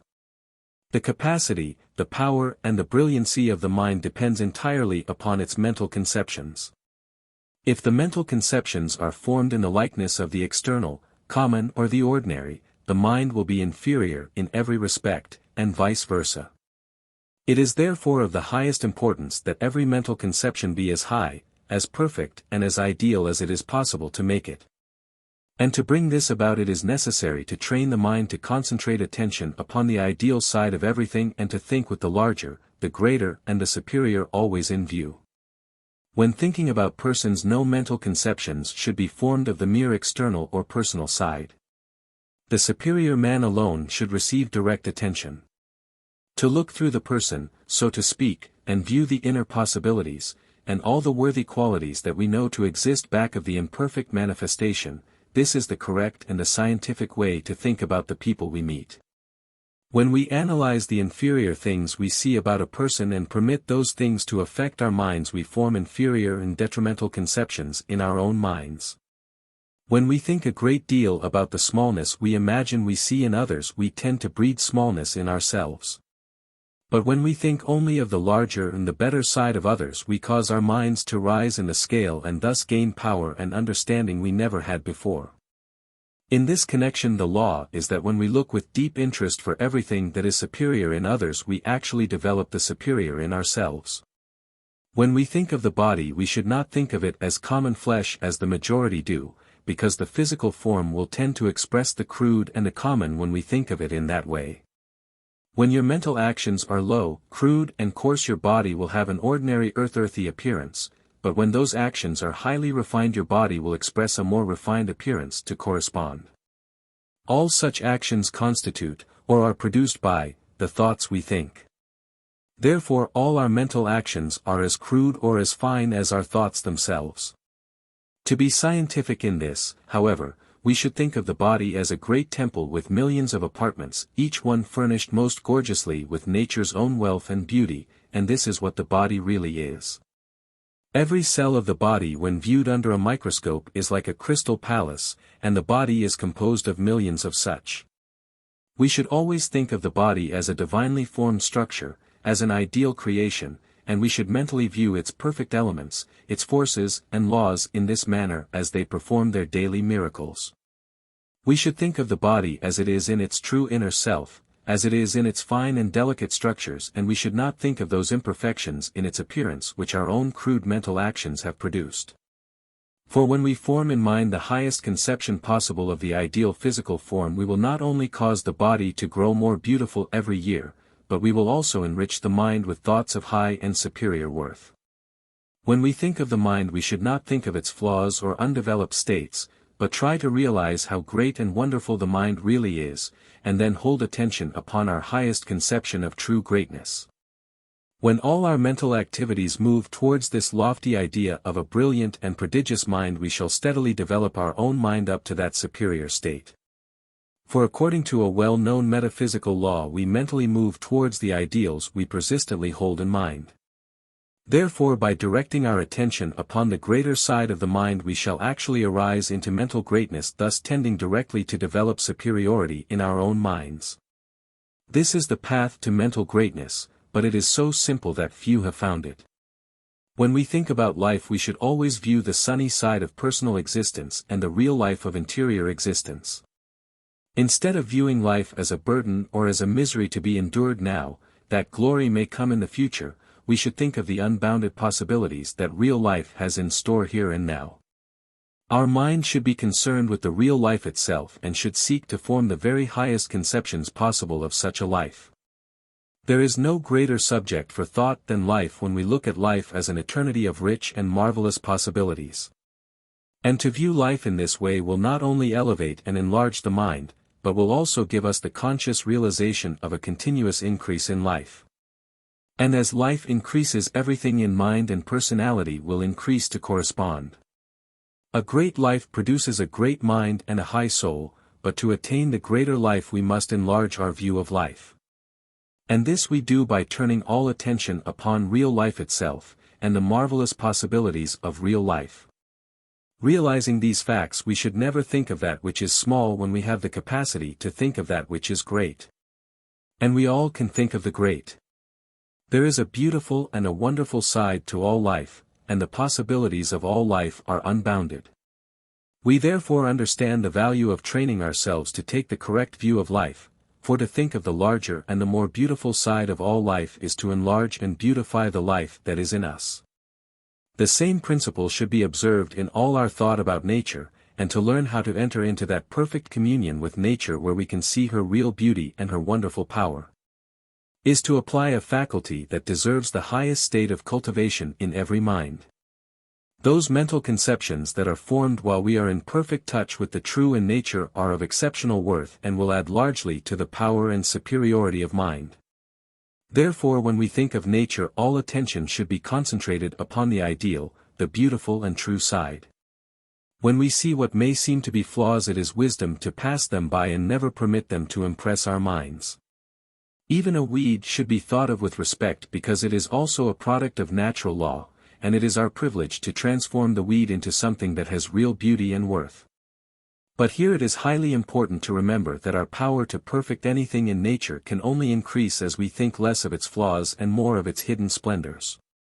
When we come to the subject of our own personal life and experiences, we cannot apply too well the principle of scientific thinking, because what we think of the experiences of today will largely determine what experiences we are to have tomorrow.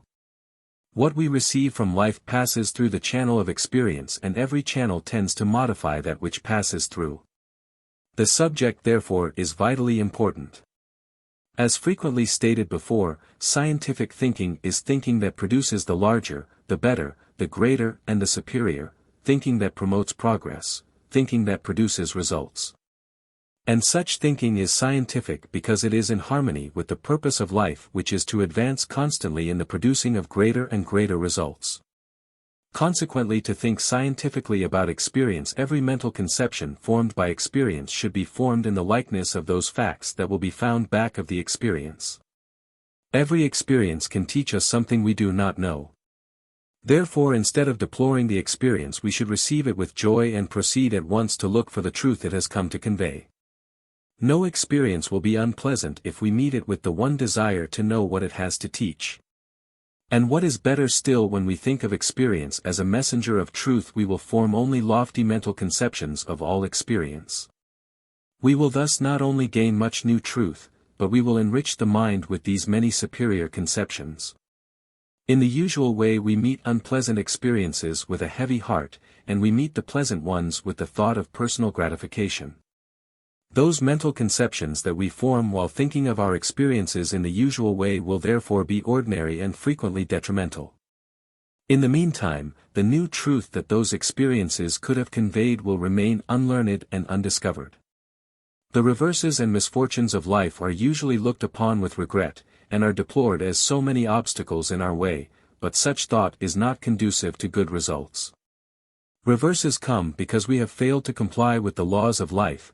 Therefore, instead of regretting the experience, we should use it as a means of finding wherein we have failed. And having done this, we may proceed once more with the positive assurance of gaining increased success. Misfortunes may also be employed as builders of character, because there is nothing that strengthens the mind and the soul so much as to pass through reverses without being mentally or morally disturbed. The spiritual giant can pass through anything and gain good from anything. To him misfortunes are not disagreeable. They are simply opportunities to bring out greater life and power, to learn more laws, to gain a better understanding of things, and thus achieve still greater things when the next attempt is made. But though we may not have attained such a lofty state, we can at least pass through reverses with our minds fixed constantly upon the high goal in view. The result will be greater moral stability, greater mental power, and the turning of fate in the direction we ourselves desire to move. That knowledge and power is gained through pain is a well-known belief, and it is one of those beliefs that contains much truth, and it is also true that when we have learned the lesson the pain came to teach, the pain disappears. When the pain is felt, attention should at once be directed upon that finer and larger life that lies back of the personal man. We feel pain because the outer forces are not in harmony with the more perfect life within. Therefore, to remove the pain, this harmony must be restored. To restore this harmony, we should proceed to gain consciousness of the finer forces of the inner life, because when we become conscious of the inner life, which is always in harmony, the disorder of the outer life will disappear. The more we think of the pain, the more conscious we become of the discord in the outer life, and the more difficult it becomes to gain consciousness of the harmony of the inner life. Therefore, to think scientifically about pain is to take the mind beyond pain into the inner realms of life where perfect harmony reigns. The result will be freedom from pain and the discovery of a new interior world. When we take this higher view of pain, reverses, misfortune, troubles and the like, we gradually work ourselves out of the lower and the confused, and will ere long get out of them entirely. It is therefore evident that when we think scientifically about the ills of life, we proceed directly to rise above them and will therefore meet them no more. This is perfectly natural, because when your thoughts are high you will rise in the scale. You will leave behind the inferior and the wrong, and you will enter into the possession of the superior and the right. When we think about ourselves, we should always think about the unlimited possibilities of the within. Attention should be directed upon the larger self, and every thought should be formed in the likeness of the highest mental conceptions that we can form of the superior. We may, however, recognize the existence of flaws in our nature. In fact, it is necessary to know where the weak places are in order to remove them, but the mind should never hold its attention upon those weak places. The mental eye should never look upon the imperfect, but should look through it and direct its vision towards the ideal. And here we find the reason why the average person does not improve as he should. The fact is he thinks of himself as he appears to be in the limited personal self. He patterns his thought after the small life that he can see in the outer self. And as man is as he thinks, he will therefore not rise above the quality or the nature of his own thought. No one can rise any higher than his thoughts. Therefore, so long as your thoughts are like your present limited personal life, you will never become any more than you are now.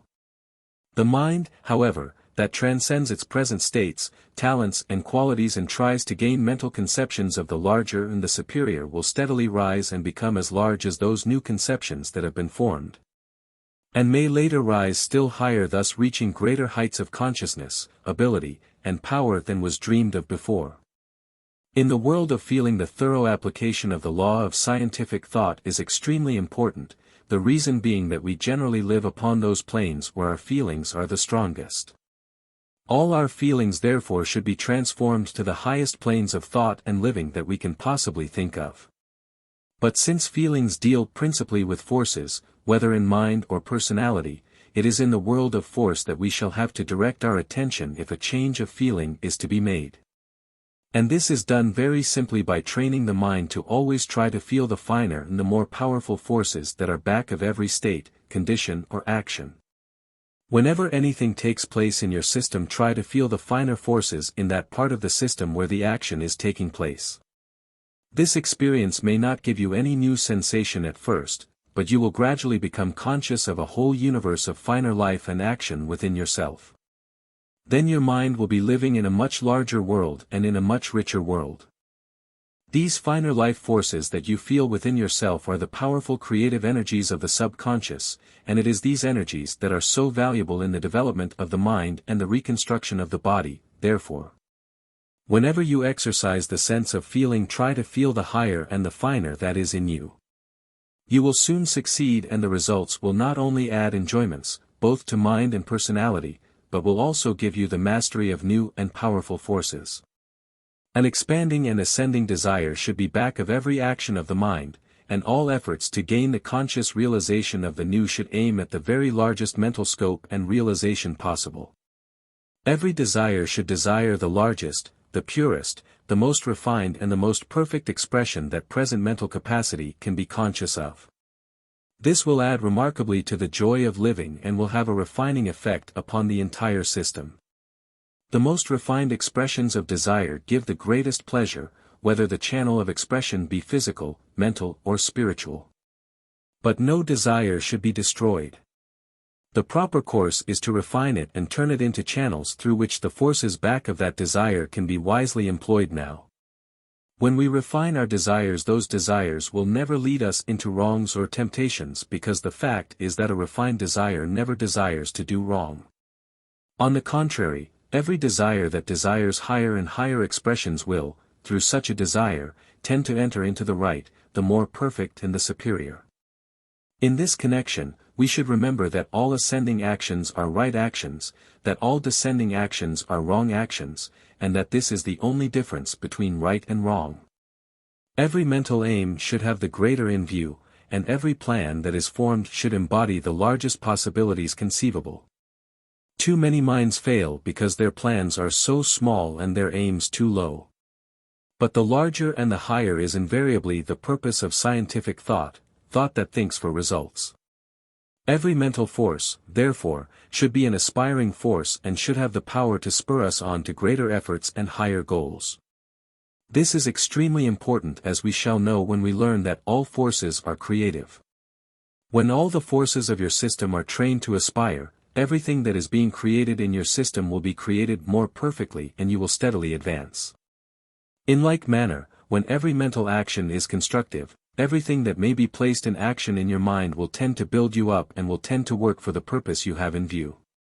Mental actions that have no particular aim are usually destructive, but every action of the mind can be made constructive if we make it a point to always think for results. The first step in this connection, and the only really important step, is to have a strong desire for mental construction constantly held in mind, and to give this desire increased attention when our mental actions are especially strong.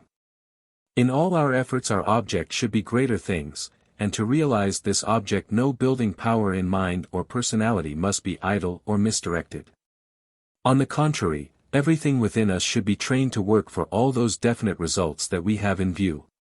And all actions of mind and body should be so perfectly directed upon the production of those results that everything we do under any circumstance will tend to work constantly and directly for those results. It is when we proceed in this manner that our thinking is right, designed and scientific, and it is such thinking alone that we can employ when we aim to think for results. To make the right use of thought we must make it a practice to think that which is inherently true. Therefore whatever we think about we must formulate our thoughts according to the truth which we know to exist within that of which we think. When we think about life we must think of life as it is in itself and not as it appears to be in the personal existence of someone who does not know how to use life. There are people who make life a burden, but life in itself is anything but a burden. On the contrary, it is a rare privilege. Therefore, to think of life as a burden is to take the wrong view of life. It is to think the untruth about life. It is to view life from the standpoint of one who has misapplied life. Accordingly, what we judge is not life, but a mistaken opinion about life. Our thought in the matter will thus be foreign to life and will naturally mislead us when we try to apply it in connection with real living. When we think about life we must think about real life and not about some illusion that we might have of life. The average person's thought about life, however, is simply an opinion about his misunderstanding about life, and therefore his thinking is never designed, constructive nor scientific. Life itself is a joy, a rich blessing, and it means so much that an eternity of mental growth will be required to comprehend its entire meaning. Life is not something that comes and goes, it is something that always is. Neither is life something that can be produced or destroyed. Life is inexhaustible and indestructible and contains within itself a definite and eternal purpose. We should therefore view life according to this idea.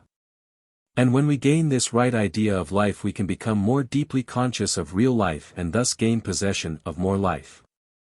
This is extremely important because it is only as we gain added life that we can gain added ability and power. When we gain a correct conception of life we also enter into harmony with the purpose of life, which means to enter the path of continuous advancement along all lines, the result of which will be perpetually increased in all things. When you think about yourself, view yourself as you are at your best and not as you appear when in the midst of failure. You never fail when you are at your best, and you are true to yourself only when you are at your best. Therefore, if you wish to think the truth about yourself, think about yourself as you are when you are true to yourself and not as you appear to be when you are false to yourself. Scientific thinking does not recognize weakness of mind or body because you yourself are not weak, and you would never feel weak if you were always true to yourself. Thoughts should never be formed in the likeness of a weak condition because such thinking will perpetuate the condition of weakness. When weakness is felt, think the truth about yourself. That is, that you are inherently strong and the weakness will disappear. Form your thought in the likeness of yourself as you are in your real and larger self. That is, as you are when you are true to your whole self, full of life, strength and vigor. And your thought will become the thought of strength, conveying strength to every part of your system. In the right use of thought we never permit ourselves to say that we cannot. On the contrary, we continue to believe and say, I can do whatever I undertake to do and I am equal to every occasion. This is our firm conviction when we have come to that place where we really know what is in us, and it is a conviction that is based upon actual scientific fact. Unlimited possibilities are latent in every mind. Therefore man is inherently equal to every occasion and he should claim his whole power at all times. If he does not make himself equal to every occasion, the cause is that he fails to express all that is in him. But the greater capacity that is within anyone cannot fully express itself so long as thought is created in the likeness of weakness, doubt and limitations. Therefore the right and scientific use of thought becomes the direct channel through which the greatness that is within man may come forth and act in real life. Man is not naturally in the hands of fate, for the truth is that fate is in the hands of man. Man may appear to be controlled by a destiny that seems distinct from himself, but the real truth is that he himself has created the very life and the very tendency of that destiny. The destiny of every man in his own creation, be it good or otherwise, but so long as he thinks he is in the hands of this destiny he will fail to intelligently employ his own creations, and will accordingly originate adverse circumstances. Many have speculated as to the real cause of adverse circumstances, bad luck and the like, but the cause is simply this, that when man finds himself in adversity he has neglected to direct, consciously and intelligently, the forces which he himself has placed in action. And this neglect can invariably be traced to the belief that we are all controlled more or less by what we call fate. For this reason the sooner we eliminate that belief absolutely the better. No man will attempt to control the forces of life so long as he thinks he is unavoidably controlled by those forces. But if those forces are not intelligently controlled, their action will be aimless and we shall have that confusion which is otherwise termed adversity. Every word, every thought and every action gives expression to certain life forces, and what those forces will do depends first upon their original nature and second upon how they are directed in their courses. The sum total of all the words, thoughts and actions expressed by man will constitute the forces of his destiny, and the result of those forces will constitute his fate. What those forces are in the beginning depends upon what man created them to be, and what those forces will unitedly produce will depend upon whether they are directed by man himself or left to act aimlessly. But man can make his words, thoughts and actions what he wishes them to be.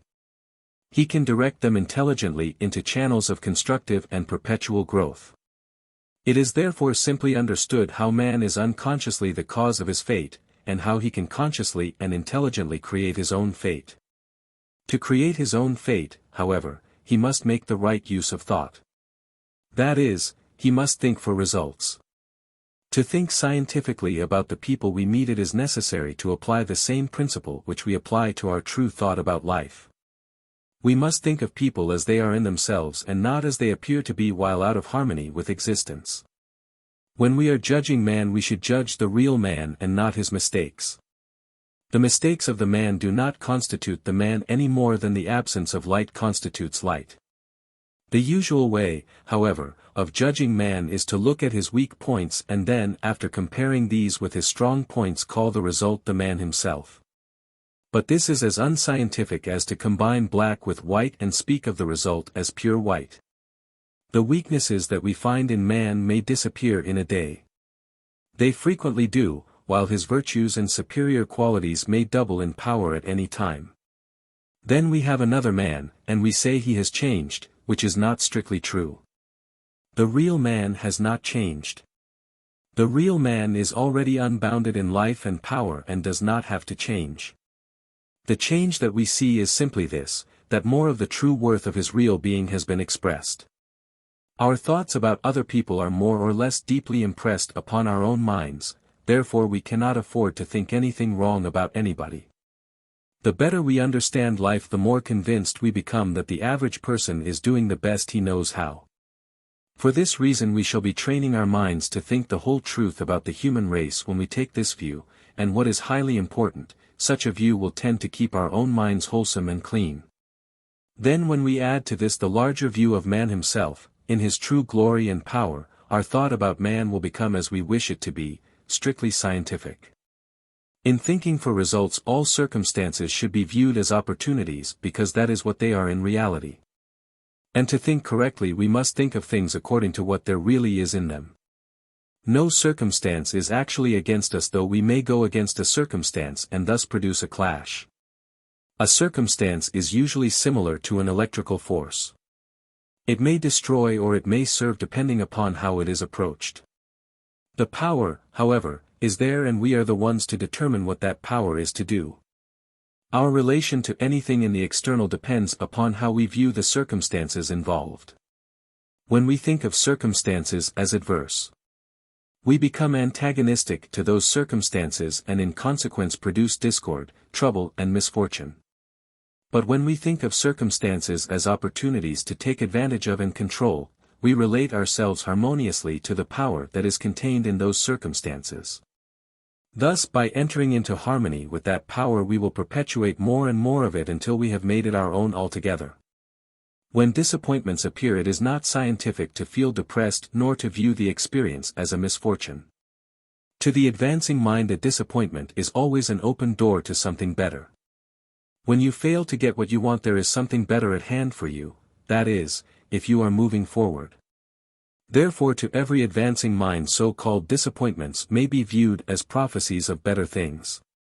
If you are not moving forward, a disappointment indicates that you have not made yourself equal to your ideal. But the fact that you have felt disappointment proves that you have seen the ideal, and to see an ideal indicates that that ideal is within your reach, ready for you to possess if you will press forward steadily and surely until the goal is reached. Therefore, no matter what your condition may be in life, a disappointment indicates that there is something better at hand for you if you will go and work for it. For this reason, instead of feeling depressed, you should rejoice, and then press on with more faith and enthusiasm than ever, that you may meet your own at the earliest possible moment. These thoughts are not presented simply to give encouragement or cheer. The fact is, they are thoroughly scientific and based upon two well-established laws in metaphysics. The first law is that no person can feel disappointed unless he has had a perception of something better.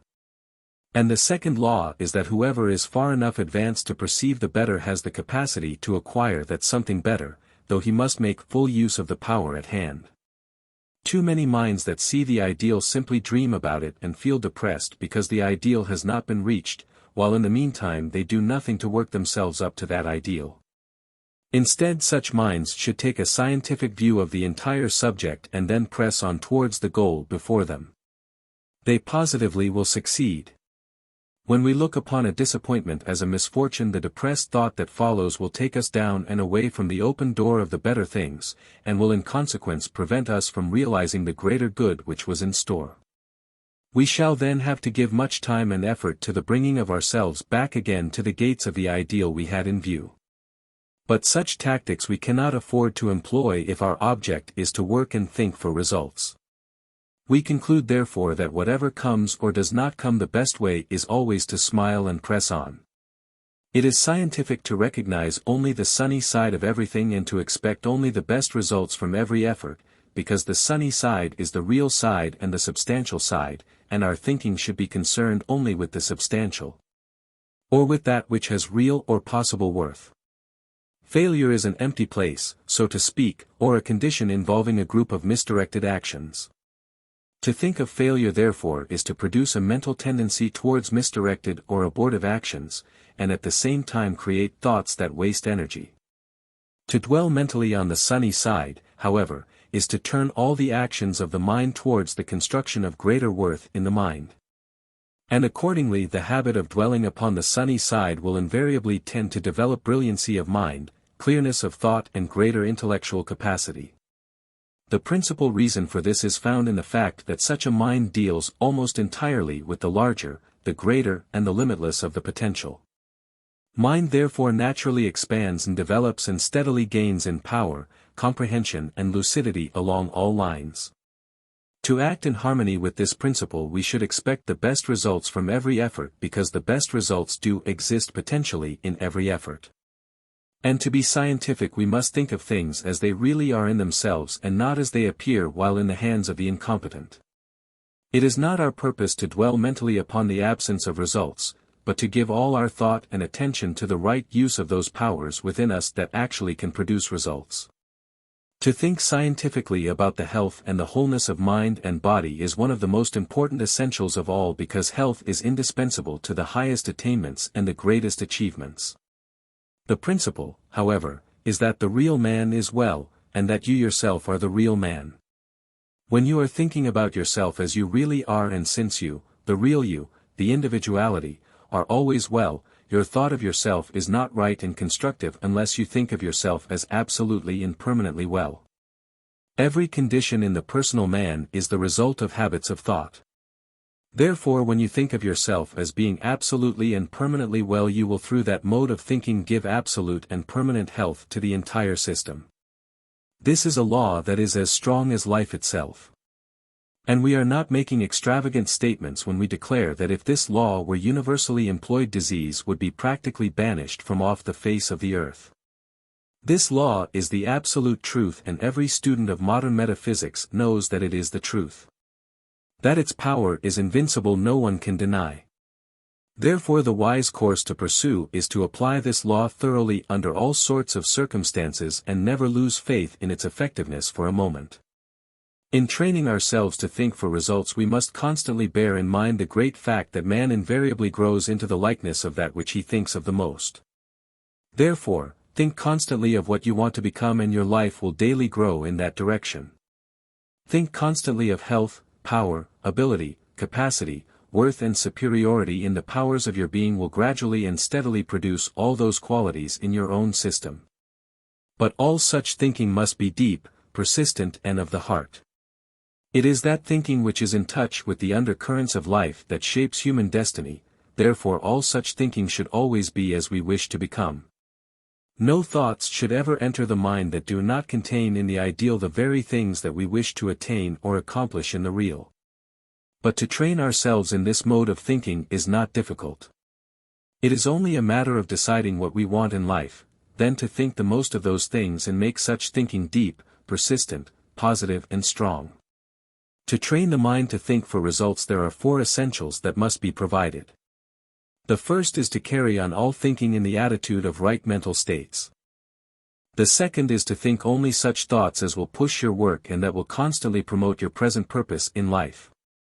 The third is to employ only such creative processes in the mind as will tend directly to produce the larger, the better and the superior.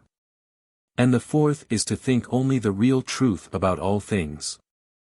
That is, to fashion all thought according to the most perfect mental conception that can be formed of the real in everything of which we may think. The first 3 essentials have been fully considered in the preceding pages. We shall therefore conclude by giving our attention to the 4th. And in doing so we must prepare ourselves for thought that is somewhat deeper than the usual. To begin we must realize that there is a vast difference between what seems to be true and what really is true, and that all thinking to be right, wholesome, constructive and scientific must deal directly with that which really is true. To illustrate we will consider the being of man. Viewed externally man seems to have many imperfections, to be limited in all things and to be more or less in the hands of fate. But when we consider, not the present conditions of the personal man, but the possibilities of his marvelous interior nature, we find that imperfections are simply greater things in the process of development. We find that there is no limit to his power and inherent capacity, and we find that he is strong enough, if he applies all his strength, to overcome any fate, to change any circumstance and to positively determine his own destiny. When we examine other things we find the same to be true, that is, that there is more in everything than what appears on the surface. And therefore what appears to be true of things when viewed externally is not the whole truth. In fact, it may frequently be the very opposite of the real truth. The right use of thought, however, must concern itself with the real truth, or the inside facts in the case. Therefore, in thinking for results we must fashion our thoughts according to what really is in those thoughts of which we may be thinking. In dealing with the inside facts of any case, condition or object the question always is, what are the possibilities, what can be done with what is in the thing? And what results can be gained from the full use of everything that this circumstance or that object may contain? And it is highly important to answer this question as fully and as correctly as possible because we are as we think and our thoughts are always like the things we think about. Besides we must be conscious of the real interior possibility of those things with which we deal in order to secure the greatest results. If we think only of the imperfections and the limitations that appear on the surface our thinking will be inferior, and we will become ordinary both in mind and personality. But if we think of what is really true of the greater possibilities of all things we will think far greater thoughts, and we will think inspiring thoughts, thoughts that will stir the mind to greater ambition and greater achievement. And the mind will accordingly enter more and more into a larger, greater and richer world. In consequence our mental powers along all lines will steadily increase. To think what is really true about all things is therefore to think of the greater powers and possibilities that are in all things. And to think the truth in the broadest sense is to direct the mind upon the whole of life, with all its possibilities, and to deal mentally with all the richness, all the power and all the marvelousness that can be discerned in everything pertaining to life. Or to state it briefly, you have begun to think what is really true when your mind has begun to move constantly towards the vastness of the greater things that lie before us. And here we must remember that there is no end to that vastness. No limit to the greatness that is inherent in life. Therefore, we may go on and on indefinitely thinking more and more truth about everything, and as we do we shall continue to enrich and enlarge both the talents and the powers of the mind. It is therefore evident that when we think the truth about all things, that is, think of what is really possible in all things, we will cause the mind to enlarge and expand constantly. Because as we think of the larger we invariably enlarge the mind. And the real truth about all things grows larger and larger the further we advance in the pursuit of truth. And the importance of such a mode of thinking becomes more and more evident as we realize that an ever-enlarging mind is an absolute necessity if our aim is to think for results. When we proceed to think the truth about things we naturally think of the true state of affairs within those things. We think of the power itself and not of its past use.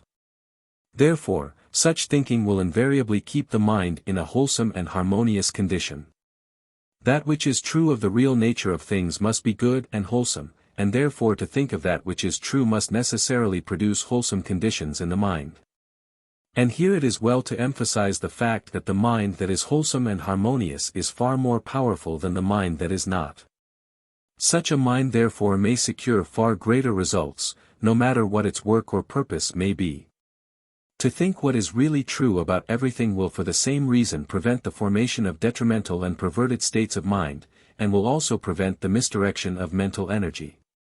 This is a fact of great importance to those who aim for results, because in the average mind the majority of the energies placed in action are either misdirected or applied in such a way as to be of no permanent value. Another fact that needs emphasis in this connection is that the thinking of truth will tend to bring out all that is in us. And the reason is that when we think of what there really is in everything the mind becomes more penetrating as well as more comprehensive in its scope of action. The result therefore will naturally be that our own mental actions will penetrate more and more every element and power that is in us, and thus arouse more and more of everything that is in us. In other words, the mind will proceed to act positively upon everything that exists in the vast domain of our own mental world, conscious and subconscious, and will actually think into activity every power and faculty we possess.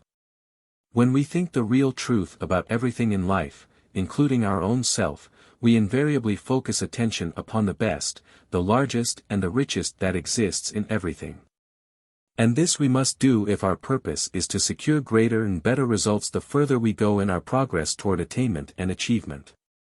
Your mind, your thought, your ability, your power, in brief, everything of worth in your system, cannot be fully and effectively applied unless your attention is constantly concentrated upon the greater. Unless you are mentally moving towards the greater, unless you are giving your whole life and power to the greater, and to this end your attention must constantly be focused upon the best and the greatest that you can possibly picture in your mind. When you think the truth you think of what can be done. You do not think of weakness, obstacles, or possible failure, nor do you consider what may be dark, adverse or detrimental in your present circumstances. Instead you think of the tremendous power that is within you, and you try to turn on the full current of that power so that what you want to accomplish positively will be accomplished. But in turning on that full current you make a special effort to make every action in your system constructive, whether it be physical or mental, because in working for results you want all that is in you to work thoroughly, continuously and directly for those self-same results. We realize therefore the importance of training the mind to think the truth according to this larger view of the truth in order that the best use, the fullest use and the most effective use of every power of mind and thought may be applied. And we shall find as we proceed that the art of thinking the truth in this manner can be readily mastered by anyone whose desire is to make his life as large, as rich and as perfect as life can be made. To restate the principles and ideas upon which the right use of the mind is based, we need simply return to the four essentials mentioned in the beginning of this chapter.